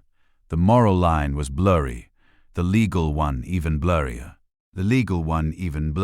But all of that means nothing to you, because where you live, sin is measured in suspicion. Law is whatever the priest mutters and the bailiff enforces. And the midwife, she's the only one who might help without questions. She brings out a pouch from behind a stone jar. Inside are dried herbs, tansy, penny, royal, mugwort, and rue. Each has its own smell, bitter and sharp, like the way your mouth tastes when you wake after dreaming of that man's face. She hands you a cup of water, then begins, grinding the leaves with a pestle. Fringe fact, many of these same herbs used by medieval women to bring on the menses are now known to have uteronic properties, meaning they stimulate the uterus to contract. Some are dangerous, even toxic in the wrong dose. But women didn't always have the luxury of safe or gentle options. They had midwives, word of mouth, and prayer. You sip the tea slowly. It's hot, and the taste is awful. Bitter, metallic, earthy. You're not sure what's worse, the way it burns your throat or the way your hands tremble afterward. She gives you instructions. Lay low, keep warm, no heavy lifting. Prepare for cramping, possibly pain, possibly blood, possibly nothing. No guarantees, just possibility. You ask what happens if it doesn't work. She looks at you with eyes like cracked stone and says, then you make another choice. She doesn't elaborate. She doesn't need to. There's scholarly debate around how widespread and effective these remedies really were. Some argue they were little more than folk magic. Others insist they were a vital part of women's medicine, passed down through generations with surprising accuracy. What's certain is that the knowledge existed. And it existed for a reason. Because women have always known what their lives are worth, even when no one else has. You go home aching, waiting. You don't tell your husband, of course. You don't even tell your closest friend. Not because you're ashamed, but because you can't trust anyone to keep quiet. And then it begins. In the early morning, pain grips your lower back like a claw. It comes and goes in waves, stronger than a monthly course, weaker than labor. You curl on the rush-stuffed mattress and press your face into the blanket, biting down on the wool. Hours pass like honey, slow, sticky, sickening. You feel the blood before you see it. Warm, thick, unmistakable. It soaks the cloth, placed between your thighs and drips onto the floorboards below. You say nothing. You don't cry. You breathe. It goes on for hours. Then stops, and just like that, it's done. Nothing is ever the same again. You bury the cloth deep in the garden near the roots of the elder tree. You don't say a prayer, you just press the soil down with your hands. Slow and deliberate. The dirt is cold. It takes your warmth and gives nothing back. Later, you sit at the hearth. The fire pops. Your husband is still asleep. The children are still asleep. The children are still dreaming. The world continues. No one knows what you've done. And yet, everything inside you feels quieter, lighter, not healed, but less hollow. You've saved something, though it's not clear what. Your body, your sanity, your place in this world. Maybe all of it. Maybe none. But here's what you know now. Women like you have always walked this path silently, carefully, together, and yet alone. You think of how many others have sat on that stool in the midwife's house, hands shaking, hearts pounding, wanting not death, but choice, not sin, but survival. And you realize the oldest knowledge in the world isn't written in books or spoken from pulpits. It's whispered over boiling water, ground into powder, tied into bundles, slipped between fingers in the dead of night, and it's been kept alive not by the powerful, but by the ones with the most to lose. You look at the fire. The tea is still in your mouth. You swallow hard and you decide, without saying a word, that this secret is one you'll guard with your life. You've learned to spot the signs, the tight-lipped glances, exchanged at church, the way a midwife's hands still quietly tremble after a long labor, the flicker of dread behind a mother's smile when her daughter begins to bleed for the first time. You've learned that silence doesn't mean peace. It just means everyone's trying not to fall apart. But some things can be silenced. You wake to screaming before dawn. Not the sharp cry of a child with a bad dream, or even the low moan of a drunk collapsing into the street, but something raw, something torn from the belly of someone who's just realized the world won't be putting itself back together. The sound echoes down the lane, and you know without needing to ask that someone's child has died. By the time you reach the neighbor's house, it's already over. The door is open, wide and strange, like a mouth left agape after a final breath. Inside, it's quiet, too quiet. A girl, Aliette, barely 14, lies curled in the corner like she's trying to disappear into the floorboards. Her shift is soaked in blood. There's a midwife crouched beside her, but she looks lost. Her hands still wet, her face the color of ash. You don't ask questions. You help clean the floor. You boil water. You hold the girl's hand even though she doesn't grip back. Later, you learn the rest. The baby came too early. Or maybe it wasn't meant to come at all. Maybe it wasn't meant to come at all.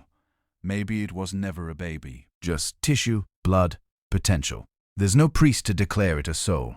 No record to mark that it existed.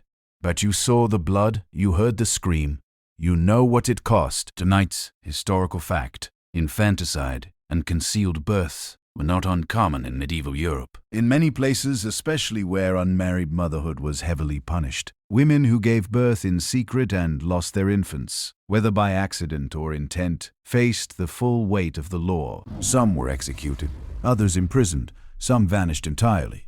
It was the crime no one admitted was common, because who would want to admit it? The Church insisted that all life was sacred, that the soul entered the body early, sometimes at conception, sometimes at quickening, depending on which bishop or philosopher you asked. But the law was harsher then. Theology. If a girl gave birth alone and the child didn't survive, the assumption was murder, even if there was no proof, even if the girl never meant for it to happen. There's a fringe fact that gets buried in most histories. In England, a 1624 law declared that any unmarried woman who concealed the death of her newborn could be hanged unless she could prove it was stillborn. That law came centuries later than where you are now. But it reflected a sentiment already deeply rooted. Guilt by silence, guilt by fear. You help wash the girl. You whisper to her that she is not evil. You say it softly without much hope that she believes you. She stares past you. Her lips are dry. You offer her broth and she turns her head away. Later, the whispers begin. No one says what happened out loud. They just repeat her name with that edge. You know the one. You've heard it used on other women. Women who stopped bleeding after a stranger passed through town. Women who wore thicker skirts for months, then suddenly didn't. No proof, just knowing looks. There's a debate among scholars about whether medieval communities were merciless or simply trapped in the same fear as the women they punished. Some argue that these villages acted out of cruelty. Others say it was desperation, an attempt to enforce order in a world where chaos constantly lurked outside the door. You suspect it was both, because when food is scarce and plague always a season away, people cling to the illusion of control, and nothing disrupts that illusion faster than a girl who bleeds in secret and births in silence and emerges with nothing but a haunted stare. No one asks where the father is. They never do. You start to notice other signs now. A girl who winces when she bends to pick up a pail. A woman who rubs her belly with a look that's not quite grief. A midwife who tightens her jaw when asked why she keeps so much in her cupboard. And you begin to understand survival isn't just physical. It's mental, emotional, spiritual. If you still believe in that kind of thing, these women are surviving, even when the village turns against them, even when the priest won't look them in the eye, even when their own mothers flinch when they enter a room. You sit by the fire that night and you think about all the ways a girl can be broken without anyone laying a hand on her. All the ways a body can scream and no one listens. All the ways pain is swallowed and buried like a stillborn secret in the garden behind the house. But you also think about the women who show up anyway with cloth, with herbs, with silence, with eyes that say you are not alone. And that maybe is the greatest rebellion of all. Not healing, not justice. Witnessing, because sometimes the only thing worse than what happens is pretending it didn't. So you hold the memory of Aliette tight. Not to hurt her, but to make sure she doesn't vanish the way so many others have.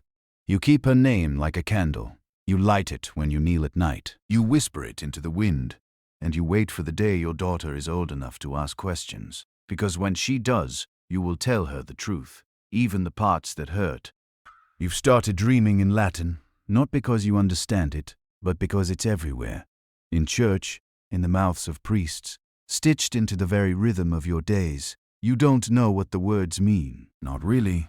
They roll over you like thunder in a foreign sky. A Maria or a Pronobis, pick a dumb, corpus. The phrases linger not as prayers, but as pressure. A kind of background hum of guilt humming in your bones even when you're just stirring porridge or wringing out linens. Religion has shaped everything around you. How you dress, how you speak, when you kneel, who you marry, and how many children you're expected to bear. It's the water you swim in, the weight you wear.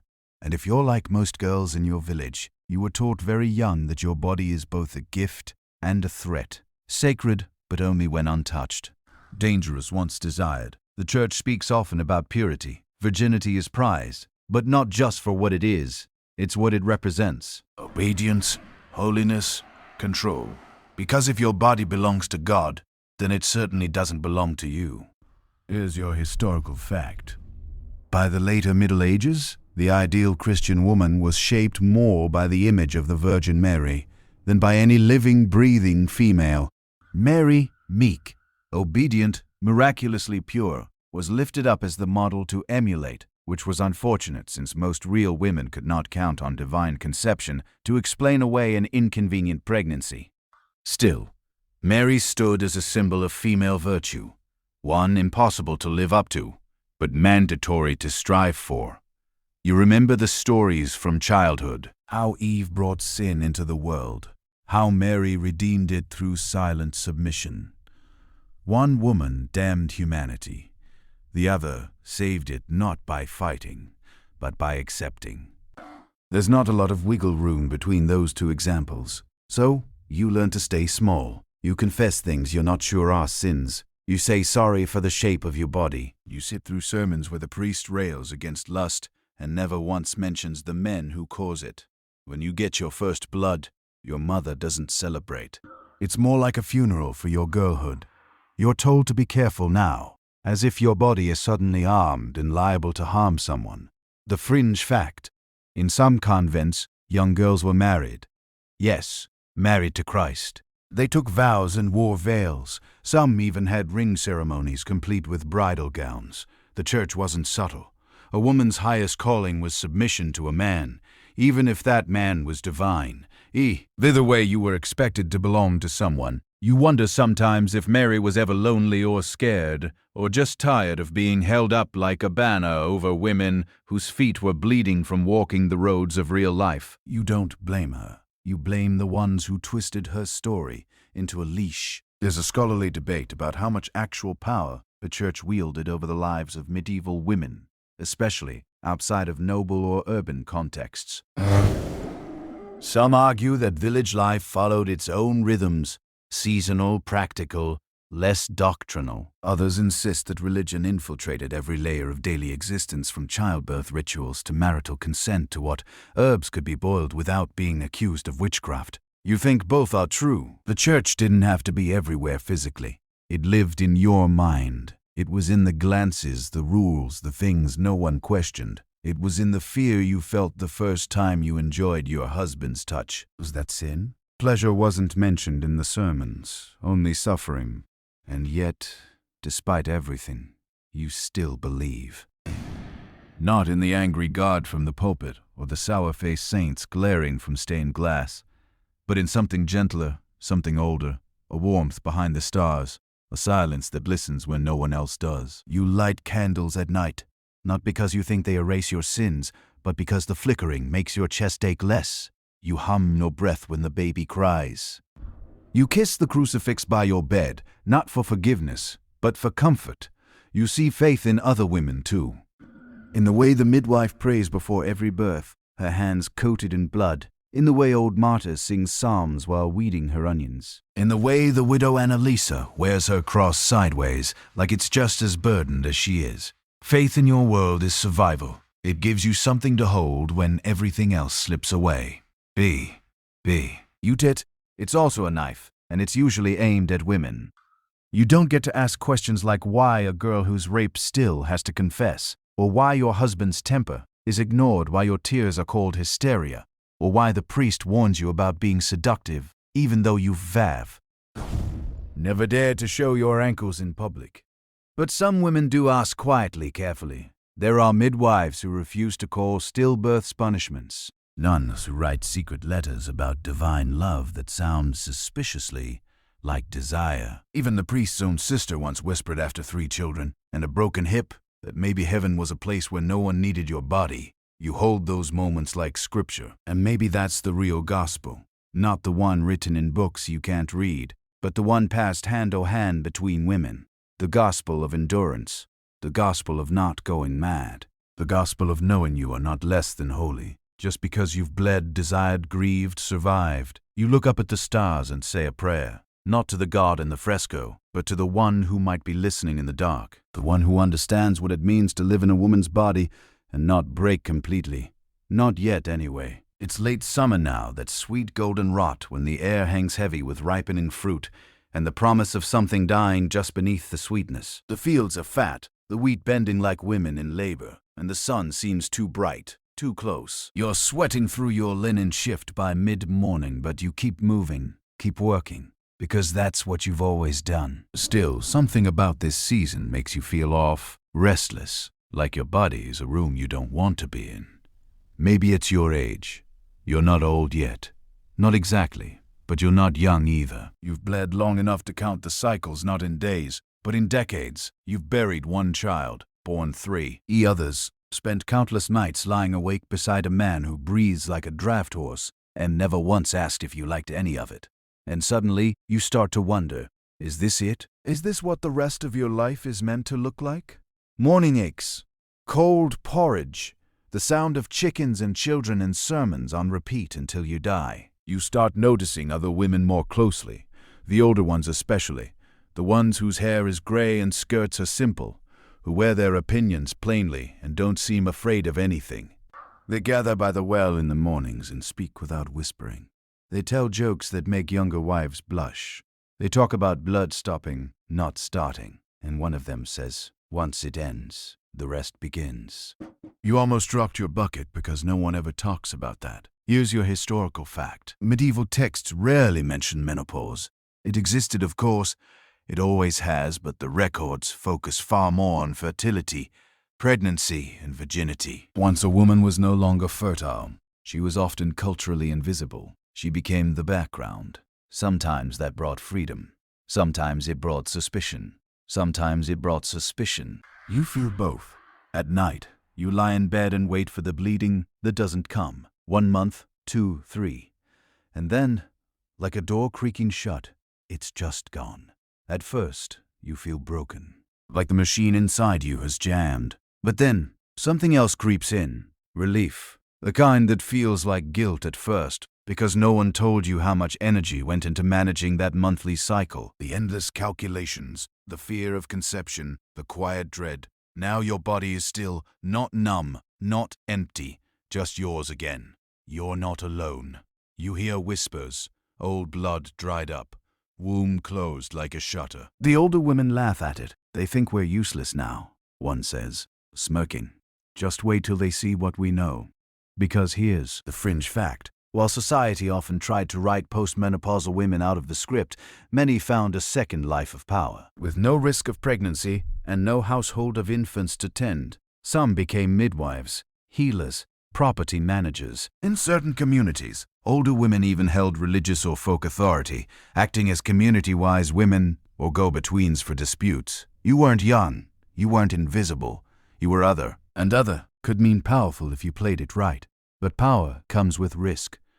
You know that there's another word that starts to circulate once the blood stops, which you've heard it muttered not about you, not yet, but about Marta, who lives alone at the forest's edge and dries herbs. No one else knows the names of. They say she talks to birds, that she helped a woman lose an unwanted child, that she knew about a death before it happened. It's always vague, always second-hand, but the suspicion is thick enough to taste.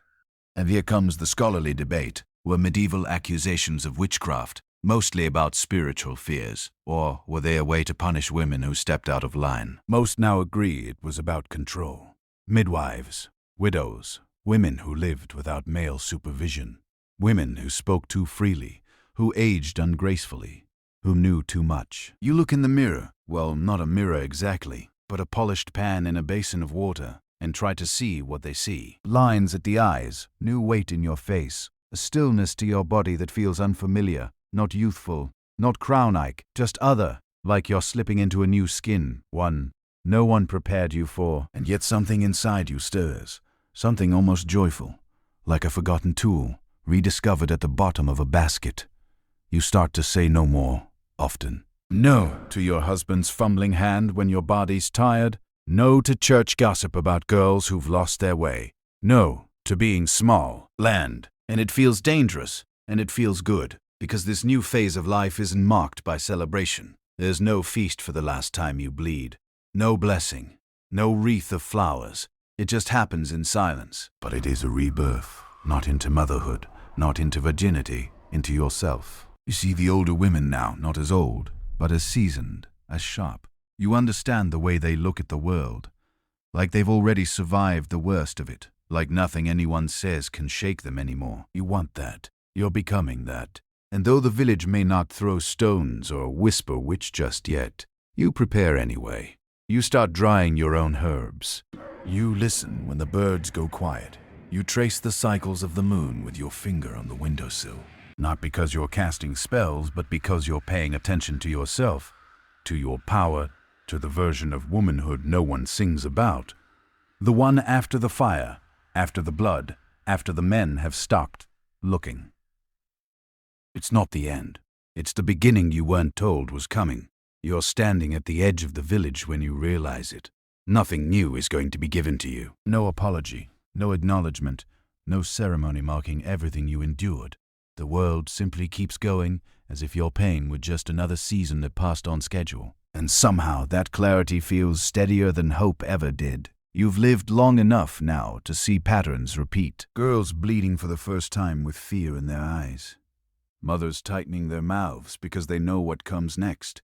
Men laughing too loudly in taverns, confident the rules will always bend their way. Priests preaching restraint to women while excusing appetite in men. It's all painfully familiar, but here's what's changed. You no longer mistake it for inevitability because you've survived it. And survival, you've learned, teaches a different kind of wisdom than obedience ever did. Tonight's historical fact brings us full circle. By the late Middle Ages, women's lives were changing, but not always in ways that felt like progress. Laws tightened around sexuality. Church doctrine hardened. Witch trials loomed on the horizon. In many regions, the fragile autonomy women once carved out through custom and community would soon be crushed under fear and institutional power. The window you lived through, narrow, imperfect, brutal, was also one of the last moments where women's informal networks still held real sway. You feel that closing now, even if you can't name it. The younger women come to you more often. Not openly, not with declarations, but they linger. They ask questions sideways. They sit near you, at church. They mention aches, worries, missed bleedings. You answer carefully. You don't tell them what to do. You tell them what exists. Knowledge passed gently, without instruction. You've learned that telling a woman she has a choice is sometimes the most dangerous thing you can do for her, and the most necessary. There's a fringe detail historians love to debate whether women like you saw yourselves as resisting anything at all. Some scholars argue that medieval women didn't think in terms of rebellion or oppression. Others say resistance doesn't require a manifesto. It just requires persistence. You lean toward the second because nothing about your life felt theoretical. It felt immediate, physical, necessary. You didn't challenge the system with speeches. You challenged it by living, by helping when you were told not to, by knowing when you were told to stay ignorant, by choosing silence when noise would have killed you, and choosing speech when silence would have erased someone else. You think back to the girl in the pillory, to Alette on the blood-soaked floor, to Clara's hand brushing yours in the herb room, to the bitter tea, to the widow's quiet smile, to the first time you said no and realized the world didn't end. These moments didn't change history, but they changed you. And maybe that's how history actually moves. Not with kings and wars and dates carved into stone, but with women quietly deciding not to disappear. You watch your daughter now, standing on the same threshold you once crossed, without warning. You don't frighten her with everything. You don't lie either. You teach her to pay attention to her body, to her instincts, to other women. You tell her that shame is loud, that truth is steady, that fear thrives in isolation, that she is not broken for wanting, questioning, or refusing. Will it protect her? You don't know. But you know, silence didn't protect you. There's a scholarly debate, always another one, about what truly changed between the medieval world and the modern one. Some say things improved. Others say the language changed while the power structure stayed stubbornly familiar. You've lived long enough to know this much. Every era tells women that things are better now while asking them to endure quietly just a little longer. You don't believe that anymore. As the sun sets, You sit outside, feeling the ache in your knees, the calm in your chest. You've stopped measuring your worth by what your body can produce. You've stopped apologizing for taking up space. You've stopped waiting for permission. What was sex really like for medieval girls? It was confusing. It was frightening. It was sometimes tender, often painful, rarely explained, and almost never fair. It was wrapped in duty and silence and fear. But it was also negotiated, whispered about, managed, endured, reclaimed in fragments, and always lived by real girls with real minds and real feelings, not the flat symbols history likes to remember. You were never just a victim. You were never just a body. You were a person navigating a world that refused to see you clearly, and you did it anyway. The world may not remember your name, but the women who came after you carry what you learned in their bones, and that you realize is how things change.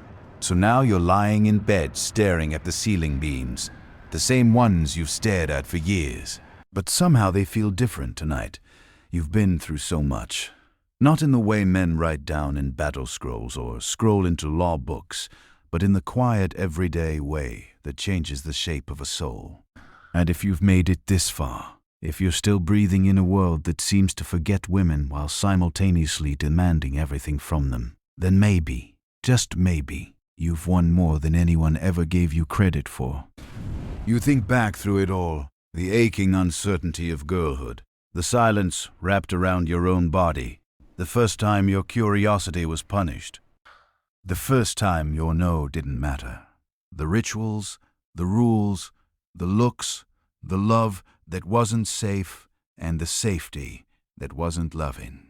You remember the smells of sweat and milk and blood and bread, and the sounds of whispered warnings passed from woman to woman like smuggled gold. And you know now that survival was never about staying clean or perfect or obedient. It was about finding pockets of air in a world determined to keep you underwater. It was about the other women, always the women who saw you when you thought you were invisible. It was about quiet rebellions, small kindnesses, and the courage it takes just to stay soft in a world that wants you hard or broken. You're not a saint. You're not a cautionary tale. You're not a statistic scribbled in a monk's ledger. You're just a woman, and that in this place, in this time, was already a miracle. You pull the blanket up, your knees ache, the fire's gone low. Outside, the wind moves through. Ugh, the tree's like an old story retelling itself. Tomorrow, the world will still demand much from you. But for now, just for this moment, you let your eyes close, and your body rest and your mind release the weight of being misunderstood. You made it, not untouched, but unerased, and that's enough.